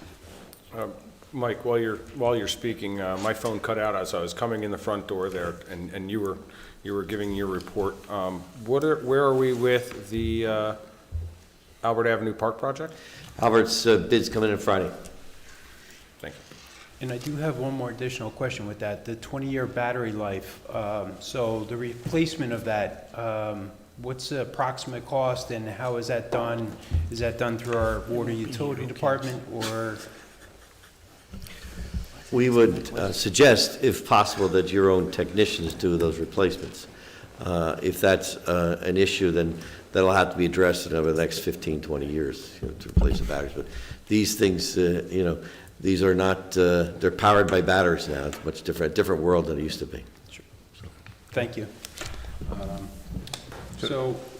Mike, while I have you talking, so I spoke with Mr. McClone about this and Mr. Councilman Potter previously about we reached out to the county about the speed limit on Main Street, about lowering the speed limit. They responded with some requirements and requests of their own. So we need to perform a speed study. And Mr. McClellan, if you could please share with the rest of the council what that is going to entail. Certainly. So, and it's funny, we have another town in the county with similar requests. They want to try and reduce the speed limit in their downtown area. And I think that the response that we've received from the county in multiple years of these types of things, they're not against it. They basically have asked now for a more detailed engineer's report, and that would be contingent upon hopefully your police department would be able to do speed zone surveys with their equipment in-house, which I think they can. And then basically they require an engineer's report to support the proposal. So it's not a heavy lift. It's something that can be done, and we don't see it as a problem with you getting that. But they did require these certain engineering reports that have to be done. And manual and uniform traffic control devices supports that report, and I think that's really what they're following. Okay, thank you. Is that it for old business? Okay, I will close old business. Is there any new business before council? Mike, while we got you here about that water Microphone. I'm sorry, Mike, while we got here talking about the low-interest loans, now would the residents have to go through the state to get that, or through the town? Well, no, we would suggest that if it was your desire that you do it, you basically put a project together and then give them the option to use that low interest loan. From the state, so the town has to go through the state to get Yeah, it? they're not, the iBank is not set up to do individuals yet. Okay. Okay? So it'd be a borough project that you would basically get reimbursed from on the portion of that was the loan interest. Thanks. I'll add to the comment there. I had a resident reach out recently who was looking to replace their service. It was, I don't recall if it was lead or if it was just corroded and full with gunk. They were informed by the borough employees that there was a fee of about $2,500 for a new connection. Obviously, this resident was quite concerned about that because in their eyes, this is not a new connection. This is a replacement of an existing. We did dig up the statute on that, and the statute actually states that if you are an existing customer and you've been paying your bill and utilizing it for the past however many years, and within the last year you've occupied the residence, that if you are replacing, there is no additional reconnection or new connection fee. However, I think it would be pertinent for this body to look at it and say that obviously there's some inspection costs that the borough is borne for processing these, and we should probably consider a nominal fee for that. Unfortunately for that resident, he was on something of a main roadway, and he had some police traffic control costs that he was willing to accept. Quite unfortunate, but he was willing to accept the cost because they would have to close the road in order for him to have the work performed. So just a little FYI for anyone else out there who might be scared. Councilman, if he goes into his existing tap, it is no charge, but if he taps a new hole into the water main, there is a cost associated with that. But if he's just using the same tap or the same saddle, there's no foul. But if it's a new saddle, new tap, we're currently having a resident going around with the mayor and I in construction in that regard. That's the conversation I've had a couple times about waiving that new connection fee, the new tap fee for existing users who are replacing their lead line pipes. Because really, at the end of the day, it is no good to replace your service line to an existing saddle into the water main, which is a lead pipe. There's a resident who just did it up on Foch Avenue. Interesting pictures. Looks like an alien buried under the dirt with 4 lead lines going out from the main. But they were all replaced. And that individual actually walked up, paid the fee, no issues. So, Mr. Vignolo and I have been communicating because of this resident making us aware of it. So Mr. Vignolo is actually, we're going to be working on getting something together, but I won't speak for Mr. Vignolo. I just need to know the council wants to do it, and I can prepare an amendment to your ordinance to make it so that residents who are replacing their lead service lines, who need to tap the main again, don't get charged that fee. Yep. But that's just some direction I need from you. It has my support because we want to encourage people to do these replacements instead of discourage them. Understood. It would just be an additional cost over and above the actual cost of doing the work. Do you need, would you like that now? I think I got a lot of people nodding their heads as I spoke, so I'm going to go with, yeah, put it together, and if I'm wrong, then I'm wrong. And if I just add, Mr. Mayor, those lead connections are called lead goosenecks, and they're in the main because obviously you could not make a connection to the main in the old days. We didn't have things like we have curb stops and corporations now. The other thing is the galvanized mains also, services also have the lead gooseneck because that's the way they attach the main. So that's a pretty common situation, and hence the reason why galvanized services were added to the lead service line replacement. So the amended ordinance, would it state for any replacement, or would it specifically state lead? Because if it's stating lead, we should include the galvanized as well. Yeah. It would be lead and galvanized in light of the fact that that's what the mandate is from the state. And what about for a resident who may have a burst service and the old tap location is no good on the main? I would need someone to tell me what you want to do. I would make the recommendation that if someone has one service coming off of the main for their property, and they're going to abandon that service and install a new one for that property, not adding in an additional, but the grand total of services we have in the town remains the same, I would say that the fee should be waived for that as well. So any service replacement? Yeah, because I believe the intent of a service connection fee is that the borough has made significant investment in maintaining and operating a water system for X number of years. So the fee is supposed to be basically your cost of entry to join our system. And so therefore, if you're already in the system and you've been paying the fees all along, why should we be charging you again?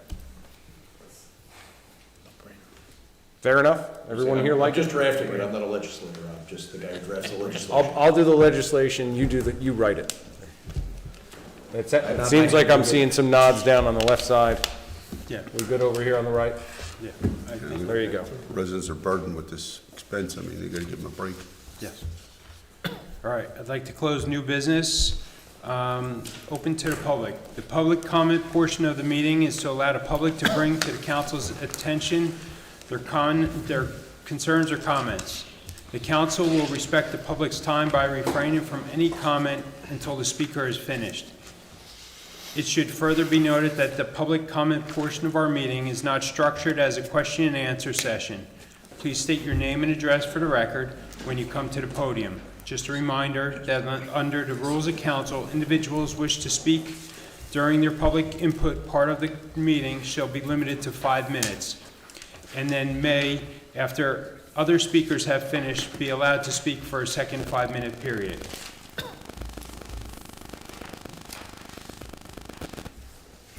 Good evening, everybody. Only 5 minutes, actually, only 2 minutes, but I'm sure they want to go home. So, good evening, Mr. Mayor, council, everybody here, everybody at home. My name is Pasquale Parascandolo, and I'm here to announce this fundraiser that myself and my partner Gio and Jessica are sponsoring for our local PBA 338. All information is on local PBA 338 Facebook page. And I want to thank you, Chairman and Council President Rivolinsky, for his help, for everything he's doing, and as well Chairman Marara, that is not here, for their help and their support. And also the American Legion Post 25 for opening their doors for us. The fundraiser will be held 11/23, which is 11 days away. It's from 11 to 10. We will be having plenty of food, made by us in the pizzeria. The DJ Ron Capicana is one-way entertainment. Ron has played a countless occasion for me, family, restaurant for the past 26 years. Fantastic DJ, so please bring your dancing shoes. It's going to be a fun night. We'll have a few, and we'll go home. Everything will be fine. A few items will be, we're going to have a silent auction with a few items. We're going to have a 50-50 raffle. For who's interested. Please join us in supporting our local PBA 338. This is a great event to thank the police officers for all they do to keep us safe, streets clean, and as Councilman Bada said before, 1,700 calls I think they answered and 11 arrests. They keep us pretty safe, so I'll give my support to them any given time. For advertising ads, if anybody's interested in a journal, the deadline is in a few days, 11/15. So if anybody's interested, professionals, I understand Rivolinsky and Marata reach out to you guys if you guys are interested. Would be much appreciated. For any tickets information, you can purchase tickets all the way up to 11/22, which is the night before, only because we've got to make the food and we've got to figure things out. And for all this, you can contact myself at 732-763-9895, or you can stop at the pizzeria, or Lieutenant Carmen De Lorenzo, 732-407-7341, or stop at the police station. For any information, we look forward to seeing you, and if anybody's got any questions, please say it now, because I'm going to get out of here. You guys want to go home? Everybody wants to go home. Any questions? Pasquale, you mentioned pre-sales, but will they be selling tickets at the door as well? No. There will be We're no. going to try to do it before that. Okay. Because for the food. Okay, because I've had people come and ask me, can you purchase at the door? It's better if they purchase the night before. Understood, but Because they this will would. start that morning. Yeah, if Okay. need to be, I mean, 5, 10 tickets, it's one thing, but if you're 50 people going to buy that door, we don't have enough food. Yeah, I don't want to look bad. I don't blame you. I don't blame you. Always make more. Yep, thank you, though. Thank you for your comments. Thank you, everybody. Mr. Mayor, Council, thank you, guys. Thank you, everybody. Have a good night. Thank you, sir. Good night.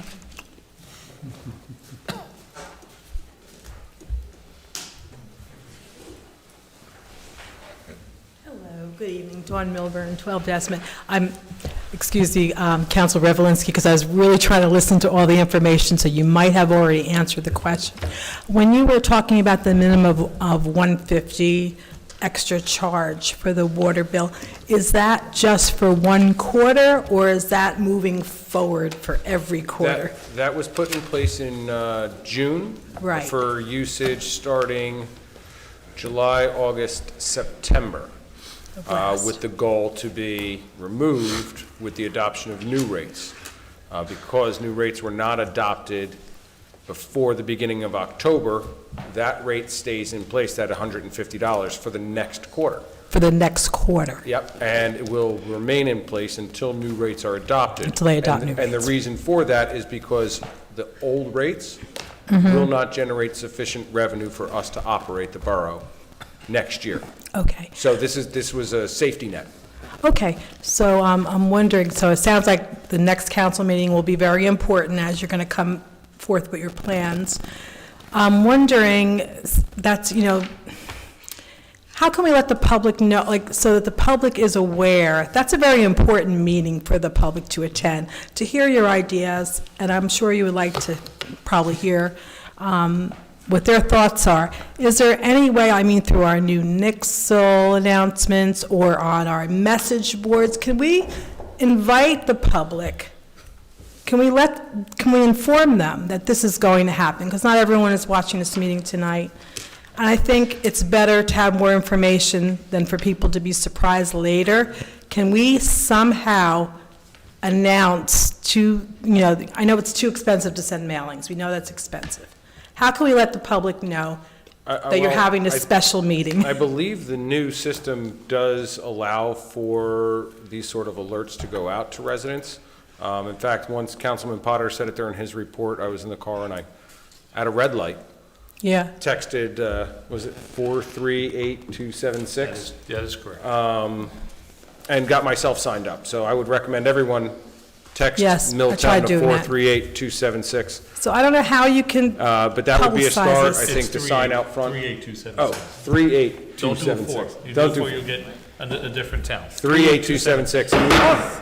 Also, could we possibly use your message boards? No, I was just going to say, yeah, and we should put both that and the meeting, the council meeting date on the message board out front. Right. The council maybe- meeting date is always on the message board out front. Yeah, specifically, this is an issue that affects every single resident and business owner, that you will be discussing the increase or the surcharges, whatever you call it, in water rates. This is your chance, Milltown, to come out and to get a little bit of understanding why this is happening. And I'm not saying this because I'm opposed to it. There might be some things out of our control, but I feel like it's better the devil you know. So if we could somehow get this message out, and will you also be discussing the lead pipe replacements and the low-interest loans also as part of that meeting Well- next month or next meeting? He didn't direct it, I directed it. Oh, you directed that? I directed it. Is that the time that people No, who we're- have concerns about We're lead going to pipes? discuss the water rates. Okay, water And how we're rates. going to resolve that next meeting. I understand, just Whether- discussion. Whether we discuss the lead line, don't know if that's going to come up. Okay. But it's mainly about the water rates and how, All right. what the minimums are till we That's resolve going to be it. the topic. And also, if residents, sometimes they will come to environmental commission meetings, and they'll ask specifically about the lead pipes. Who should we direct those, who should they be talking to directly if they have questions about the lead pipeline? Should they be calling the water? We could try to get you that answer. Yeah. So, ma'am, in the letter that was sent by the borough, there's an email and a phone number for Don Herman, the water superintendent. That's You who can- they should call, Don Herman? Okay. Don is the man with the water. Okay, thank you so much. you for- Okay, that's it, and congratulations to Councilman Potter and to Ms. Payne, and thank you for your service, Councilman Revelinsky, and congratulations to the new 3 board members, too. Thank you.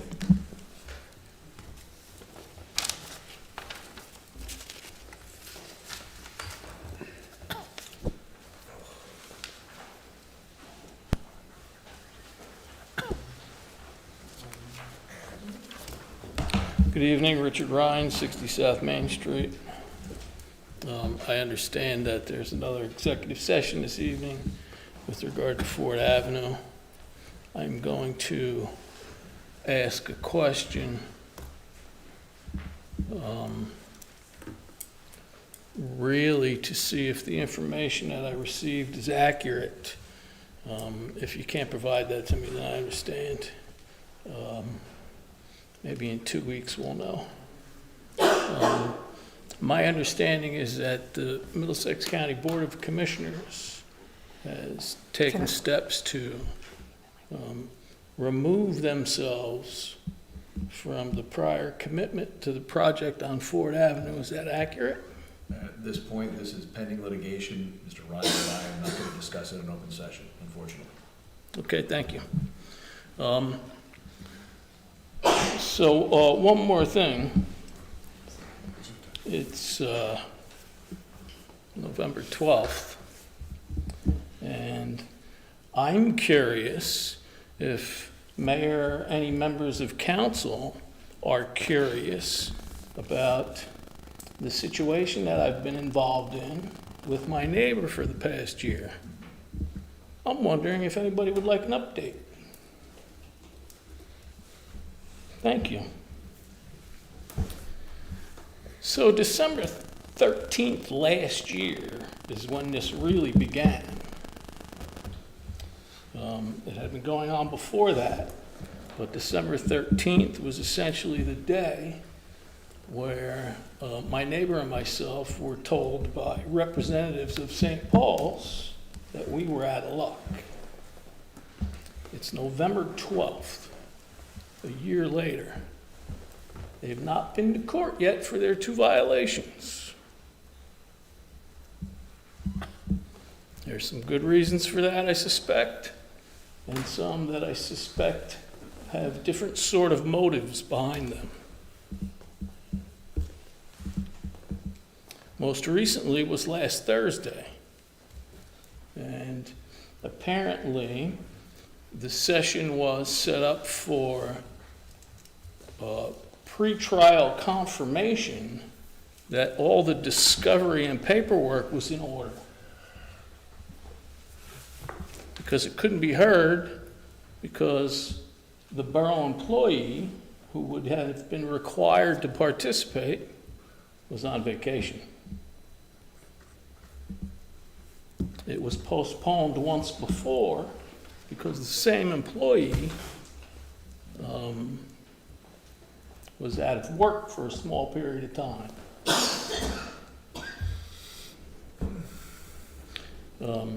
If we recall, the first violation didn't even come until, I believe it was March. The next violation came shortly thereafter, and the first court date was supposed to be the first week in June. And that's when they chose to be represented by legal counsel. And so it was moved off a month from that scheduled date, which put it to July. And in July, the attorney representing St. Paul's asked for an extension, if that's the right language, based on gathering discovery. So it was supposed to come before the court in August, and the attorney stood right here in August and said, though the borough has been very helpful to us with regard to providing certain information and documents, that she was still exploring case law and got a 45-day extension. Okay? So all summer and all fall to do discovery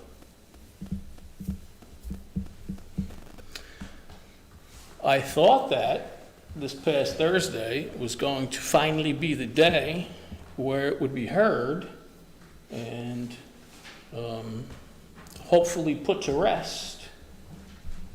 But as much as I didn't have any faith in the church doing the right thing, I'm not certain I have any faith in the borough doing the right thing. So the new date is December 5th. We'll see what happens December 5th. But I continue to get questions from people that are interested, including employees of the borough and elected officials. That's why I'm sharing this information here this evening. It's not such a leap to think that because there's a for sale sign in front of that property, that there's not some sort of decision that's been made here. Let's just sit tight and see what happens if he sells his house or not. And then will the matter be swept away? I'm not going anywhere until this thing is resolved. Thank you.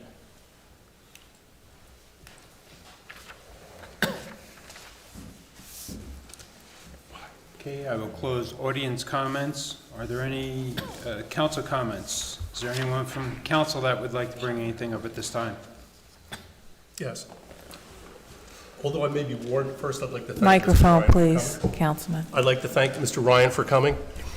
And I won't talk about the facility up the street, but I am disgusted, I'm embarrassed, and I'm ashamed. Thank you for coming. Since yesterday was Veterans Day, I'd like to talk about that.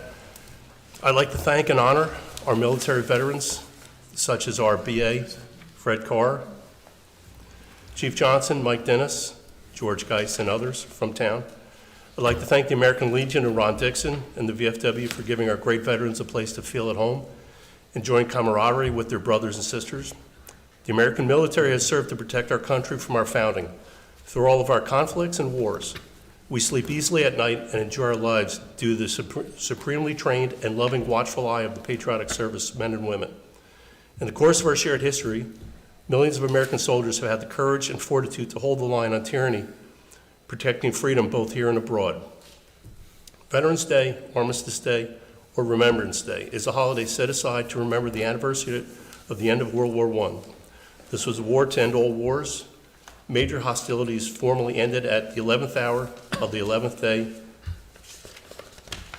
of the 11th month of 1918. The armistice with Germany went into effect, thus ending World War I. On this solemn day, we duly honor our veterans, past and present, especially those lost to history. May they never be forgotten. And, I have two other small things to say. I'd like to introduce something here tonight. It's called the Pillar of Light. It's an honor for outstanding Middletown residents. I plan to write a resolution for an award to be called the Pillar of Light, to be given to a citizen who has been selfless and proven to be a shining beacon of light in our great town. The focus will be on those that give or have given untold hours for our neighbors. This will be a proclamation with a small gift and an opportunity for the recipient to speak if they desire to do so. The award is to recognize those amongst us who ask for nothing yet give so much. I'm hoping the volunteer spirit is enhanced by recognition here. Hopefully this earned award will be awarded on quarterly or bi-monthly schedule to be determined, and I hope this award will be appreciated by our community and will move forward. Lastly, I'd like to make a motion here tonight to have one council meeting for the month of December. In the past 20 years, there have been less than a handful of meetings in December. So honoring the spirit of Christmas season, I suggest one meeting, giving time for those here to spend their precious time with family and friends. Now I'd like to formally make a motion. No. I'll second that motion. Okay. You have to take a vote, correct, Mr. President? Well, let me just add something real quick. We spoke earlier about the rate ordinance. So if we're going to have a work session at the next meeting, that means if we go to one meeting in December, there is only one meeting left to introduce a rate ordinance, which means, therefore, it cannot be adopted because it's an ordinance and you need your introduction followed by adoption at minimum 2 weeks later. It can't be adopted before December 31st. And if you can't adopt it before December 31st, the rates that we currently have, including the $150 surcharge, stays in effect for use January, February, March, which isn't the worst thing in the world because the borough will have plenty of money. And we can kick the can further down. But that is why I'm a no on this, simply because if we don't have rates introduced at the next meeting and adopted by the first meeting in December, that second meeting in December would be required in order to adopt those rates. I understand that. And if the rates aren't introduced in the first meeting in December, then, hell, if we can't get things done in a couple months, then what's the point of doing 1-2 days before Christmas? So I think it needs to be determined based on the work that we have ahead of us for that second meeting. And right now would be a little premature. He's got a motion on the floor. We have a motion and a second on the floor. You have to take a vote. Well, I mean, there's a motion and a second to do something, but there's no resolution, so, I mean, at this point, it's more of a, are we gonna take action to do it? I would say do it at the next meeting, because it doesn't have to happen in advance. I mean, you're gonna make a decision on whether or not you're going to have one meeting in December. That can happen at your next meeting. You don't have an item. Alternatively, if the council wants to create a resolution, verbally that would do that, we can do that as well, like we were going to do with Mr. McClellan's bid resolution earlier this evening. And correct me if I'm wrong, Mr. Vignolo, didn't they have a meeting on December 27th last year? He was the 26th. 26th, okay. December 26th to force some stuff through prior to reorg. They approved. I would just say, I think it was appointing the new JIF. So, I mean, it was something that I believe needed to happen before the end of the year. Otherwise, I don't think they would have had that meeting. So there was a meeting on the 26th? Yes. Thank you. Sure. So, I mean, at this point, you've got a motion and a second in order to do this by a resolution that doesn't exist yet, but that'll be drafted, a resolution to be drafted later to, you say one meeting, but you don't identify the meeting. So are you canceling a meeting, or are you changing the meeting dates to be one meeting? That's a date we need to know. So we've kind of got a motion that's not really fully formed. He wants to change the meeting to the December 16th meeting, one meeting for the Well, I month. need him to say that because it's his motion. It's his motion. Well, that's my intent. Microphone. Say that. Okay. That's my intent. I understand that for a water bill to pass, it needs 2 meetings. Understood. So so the motion as revised is a motion to consolidate your 2 meetings on the, what are we at, the 23rd and the 9th to a meeting on the 16th, a singular meeting. Yes. And Councilman Collins, you're seconding that. That's correct. Okay. Under the parliamentary procedure. Understood. That's a big word. It is. So, Mr. Mayor, I think at this point, we would ask the clerk to call the roll on that. Would the clerk please call the roll? Could you just clarify, we're voting on 2 meetings, but one on the 16th instead of the 20th? We're still gonna have 2 meetings, but No, you're voting on a singular meeting, you're canceling, you're essentially taking you're revising your calendar to have a singular meeting in December on the 16th, and the meeting on the 9th and the 23rd will both be no longer on your calendar. Is everybody clear on that before I call the roll? Well, I have a question. If we work on the water rates next week, is it possible, or next meeting, is it possible to have water rates that we can vote on next meeting? No. We will not. This is why I've been asking the Finance Committee to please respond and to get together, but people skip meetings because we're preparing for an election. All right, then, so would the clerk please call the roll? Council President Revelinsky. No. Councilman Collins. Aye. Councilman Manco. No. Councilman Potter. no. Councilman Zambrana. Aye.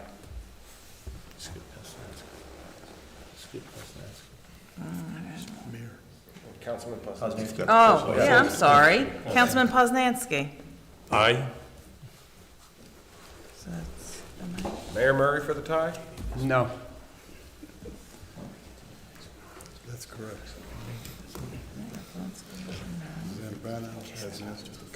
Now, just for the record, if we don't have rates to introduce at the first December meeting, and we don't have any actual work that needs to be accomplished We're on the not gonna have 23rd, the we can meeting. cancel it at that point. Yeah, we can cancel at that We point. could cancel it if we Yeah. could get it done. Right. Yes. Yeah. If you don't get it done. Just like we did in prior years. Yep.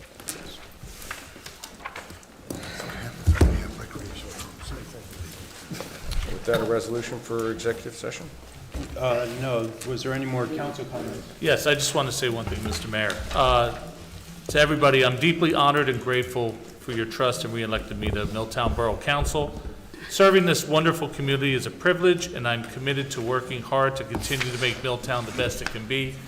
I will take the time to listen, work collaboratively, and keep you engaged as we tackle the projects that matter most to our town. I'm honored to continue to work alongside my fellow council members, mayor, and professionals, and excited to welcome my running mate, Pat Payne, to join us in serving Milltown starting in January. Thank you once again for this incredible opportunity to serve, and I'd also like to thank Monica and her team on a very long but successful day, election day. Thank you.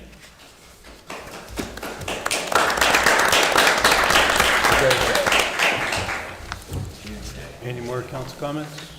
Did you get that? No? Okay, we'd like to close council comments. My only comments is I would like to thank all veterans for their service. Wish them a happy belated Veterans Day for yesterday. Will the clerk please read Resolution 2024-306?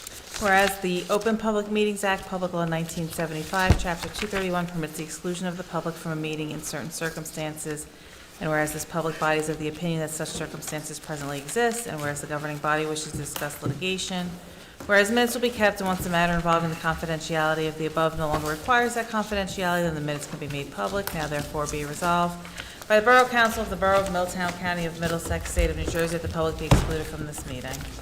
May I have a motion and a second, please? So moved. Second. I have a motion made by Council President Revelinsky, seconded by Councilman Potter. Will the clerk please call the roll? Council President Revelinsky. Aye. Councilman Collins. Aye. Councilman Menko. Aye. Councilman Poznanski. Aye. Councilman Potter. Aye. Councilman Zambrana. Aye.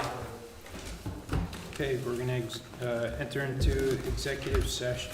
Have all these people stand outside? Stay here.